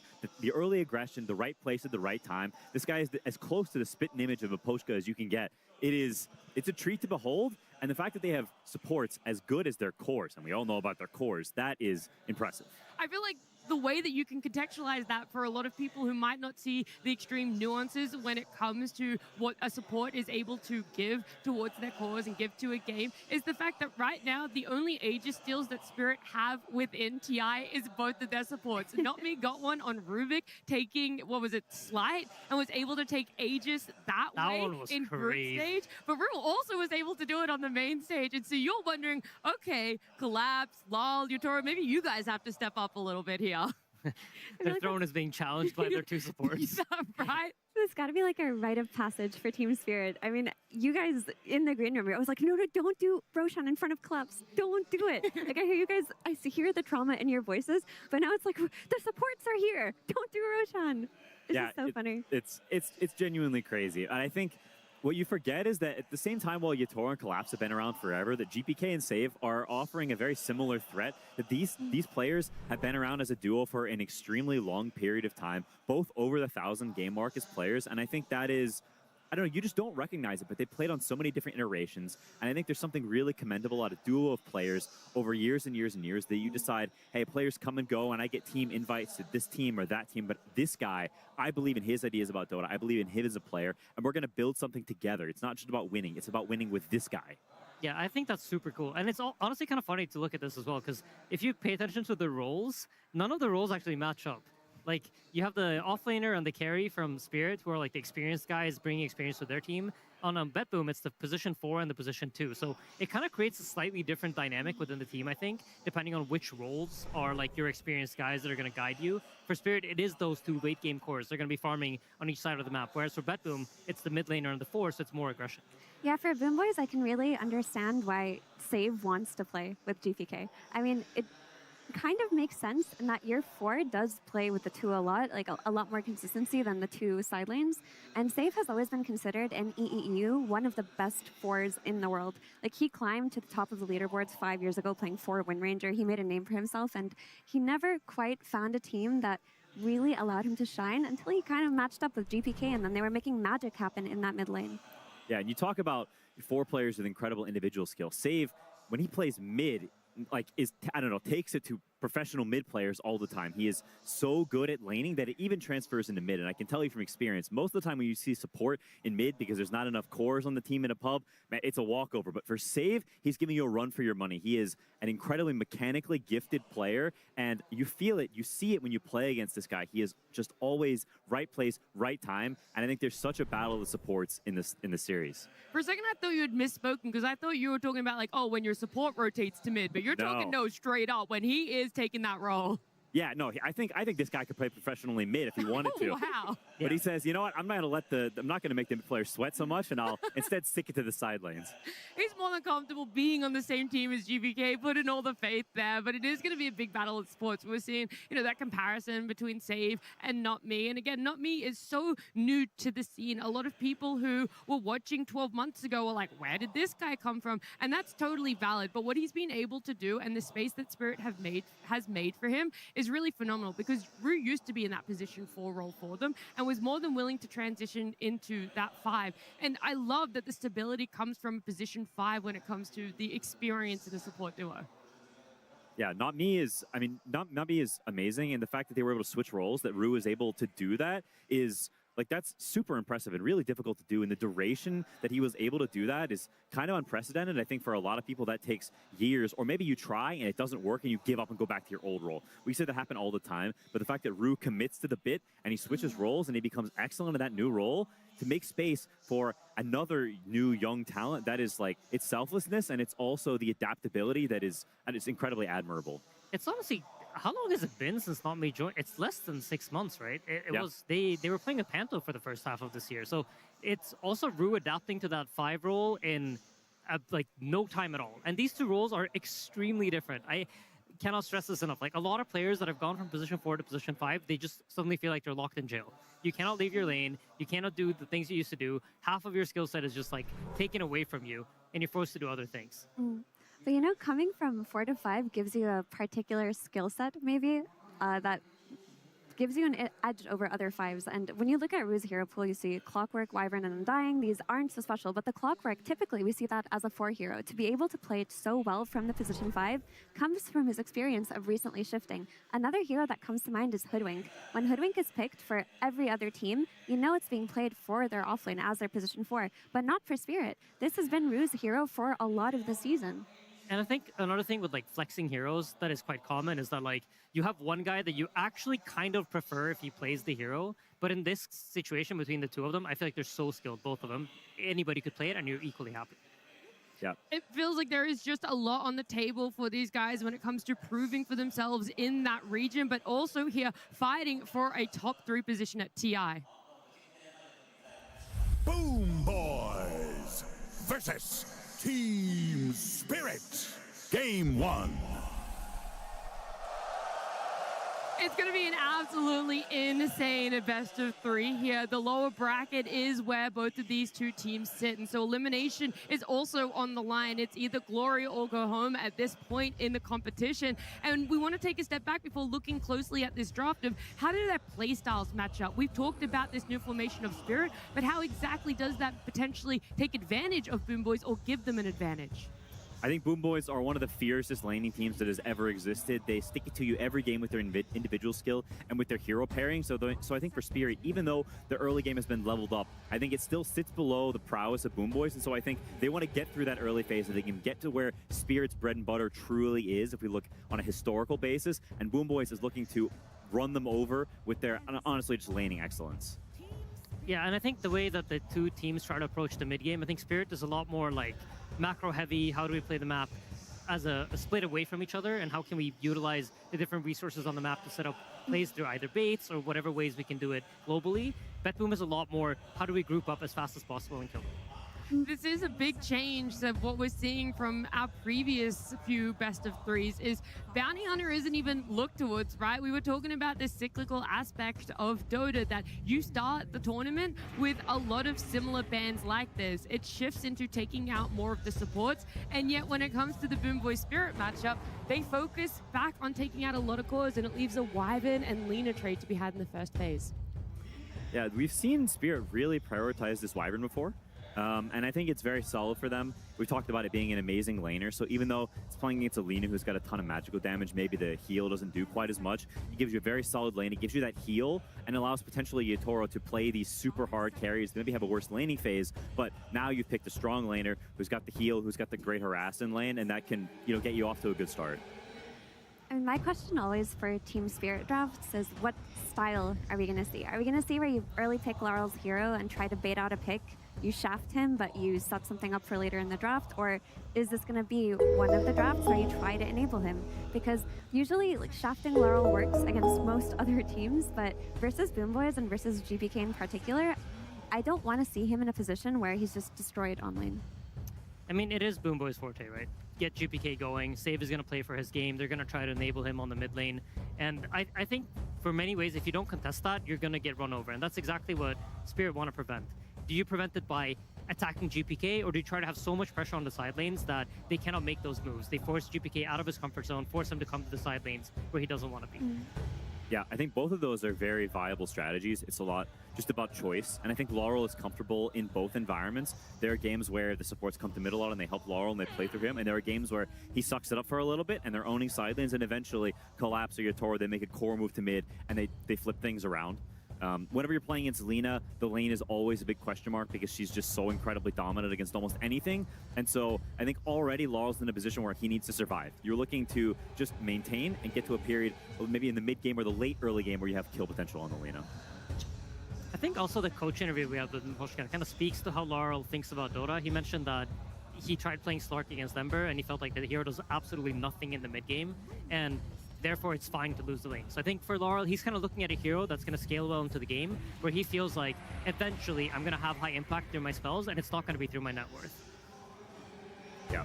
I do really like this Coddle though, and I'm actually a bit surprised that it went this far into the draft, because Save, first of all, plays it incredibly, and secondly, it's super good against the Winter Wyvern. You've already got a lot of magical synergy between the Solar Bind and all the Lina nukes, but on top of that, Winter Wyvern is a hero that wants to play for the lane. He wants to win the lane and use all this harass and healing to leverage that. But Coddle says, okay, you can heal and, you know, spit on the guy in the lane. I'm going to stack the camps. We're going to get farmed, and I don't care about your early game stuff. And he can open up problematic combinations as well, which is why this Ember pick early from Spirit is nice, for the reason of taking it away from Boom Boys potentially, with the Lina being flexed to carry. And also, now that you see the Coddle, you know that the position 4 is not going to be running to you as often if you're Laurel. He's going to be busy in the triangle stacking camps. He's not the best rotator, so you can get away with an early pick Ember. There's always the fear of Slark, now that the meta has developed a little bit and we've seen it come out as a counter pick. But I'm not sure if Boom Boys want that approach here. Yeah, it's an interesting pick because I feel like GPK probably feels like he can destroy him with Lina too, you know? Yeah. And I think that's kind of what Spirit are hoping for, because the Slark against the Ember didn't look that nice yesterday. I will say, however, Wyvern is a quite effective hero at killing Slark, because if you get cursed, you have no way of purging it off, and it's very easy to follow it up with any sort of stuff. Yeah, it's true. But they definitely are he's putting his neck out a little bit. I think this Ember versus Lina is also, like, it's a very brave pick in the sense that, like, it's super good in the game. You have chains, you have the shield, Lina can't burst you. There's a lot of elements that are very nice. But the lane can be very tough, and versus a very good Lina, you can get smacked. And so going into it saying, I know there's potential for this to go badly, but I'm confident enough in my skills in this, you know, high pressure match that I can get through the laning phase and get to the good parts of the game. That is it's a very, you know, sort of ballsy move from Laurel, and I like it a lot. I think in order to make that work, you need to have side lane pressure. That's kind of like the way you make that happen is by making sure that your side lanes are also not also crumbling. They need to be stable. They need to ideally be pressuring the sides, forcing Lina to maybe make one awkward move that she doesn't want to do, which then allows Ember to get a couple of creep waves mid that recovers his game. Rubik comes out for Not Me. To me, this is my favorite hero to watch him on. His clockwork's been incredible, but it brings to mind the debut game he had at the Dream League that he joined, and he won a 3v5 base defense. He stole multiple spells. He stole a Winter's Curse into a Ravage and turned the game around. And in this game in particular, he's got Light Strike Array to steal. He's got all of Coddle's spells. I think he can make a lot happen here.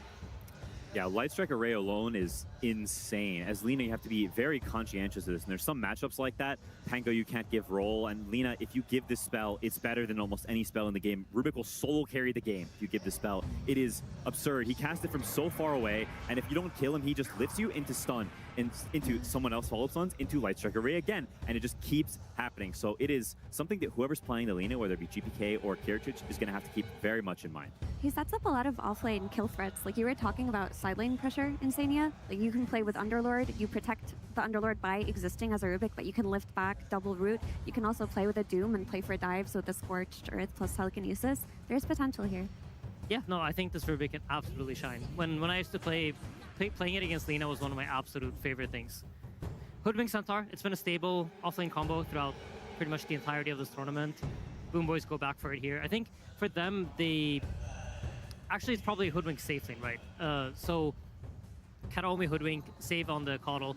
When you have Coddle, generally speaking, you're going to want to leave your offlaner alone. I think this is a kind of scary position to be in, because I think Wyvern combines pretty nicely with a lot of really high-pressure safe lane heroes that like to play against Centaur. There's stuff like Kez, and anything like that could be quite threatening here, I think.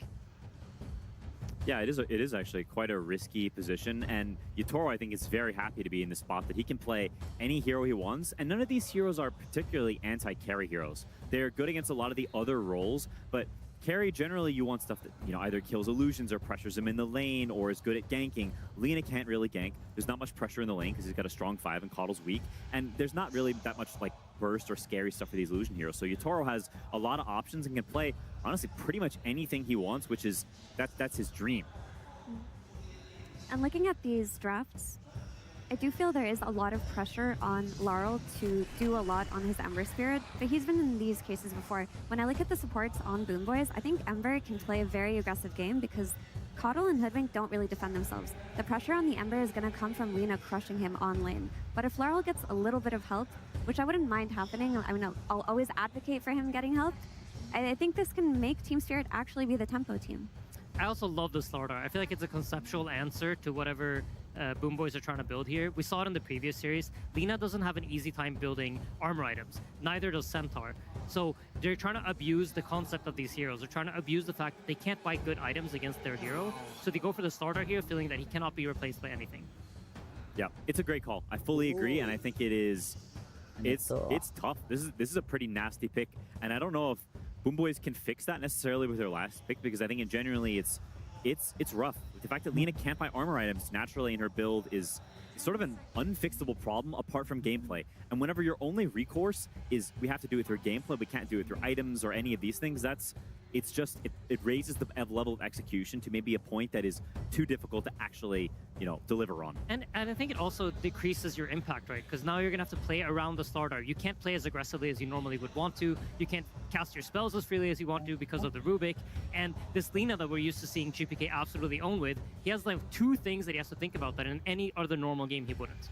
Yeah, no, it's super valid, and it's a big part of how the thought process goes whenever you're playing these high-impact core heroes, is you're thinking of what are the threats that impact my game in some way. I need to wait a little bit for this guy to go in the fight. Well, as those numbers stack up, you're adding things that you have to think about in each fight, that I need to wait for this guy, I need to wait for that guy. And then suddenly you're waiting all day, and you don't actually get to cast your spites ever in the fight. And so when you have multiple layers of countering like this, it can honestly render the Lina obsolete without some very good gameplay or very good lanes. Also interesting to see that they decided to Spirit decided to ban out 2 of the illusion carries that could have been quite good for them. They recognize that our draft is actually not very good at dealing with TB or Naga. And on the other side, Kez I thought was a great pick against the Centaur. They could have absolutely demolished that lane. And Boomboys recognize the same thing. Tignan natin, depende sa carry, Very Brad. interesting position. Both carries being let to have their last pick. One of them is going to have to do it blind, and that hero pool is a little bit smaller now with the fact that all 4 final bans can go towards those hero pools and a lot of shared heroes. Ember pang late game, I think this Lina is where pang late Yatoro game. shines, right? This guy is the guy that will play so many heroes. He has probably the biggest carry hero pool of anyone, and just having the best heroes eliminated for both sides, I think benefits him more because he has more to reach Dapat into makontra and ng grab Bet from. Boom yan. Ay, Boom Cool. Boys. We don't really see Yatoro play Tiny very Pag often. di nila He na hasn't kontra played yan, it at all. baka hindi This TI lumagpas, Brad. it doesn't really fit his archetype, but it makes sense Life within stealer? this game. Ay, The naban na heroes nila. on Boomboys outside of Centaur are so susceptible to being jumped and burst. If you have your Slardar going in, this Tiny with the Blink Dagger will instantly Ano follow pang up, open na burst the carry? Lina, burst the Hoodwink, burst the Keeper of the Light. Spin? The only thing defending them is the Stampede, but if you're chain stunned, it doesn't matter. Yeah, not Kaso mentioned kawawa earlier, kay Tiny. Spear potentially watching the teams playing earlier in the day and learning from that. And I think they were watching those Vision games and learned about, how to approach this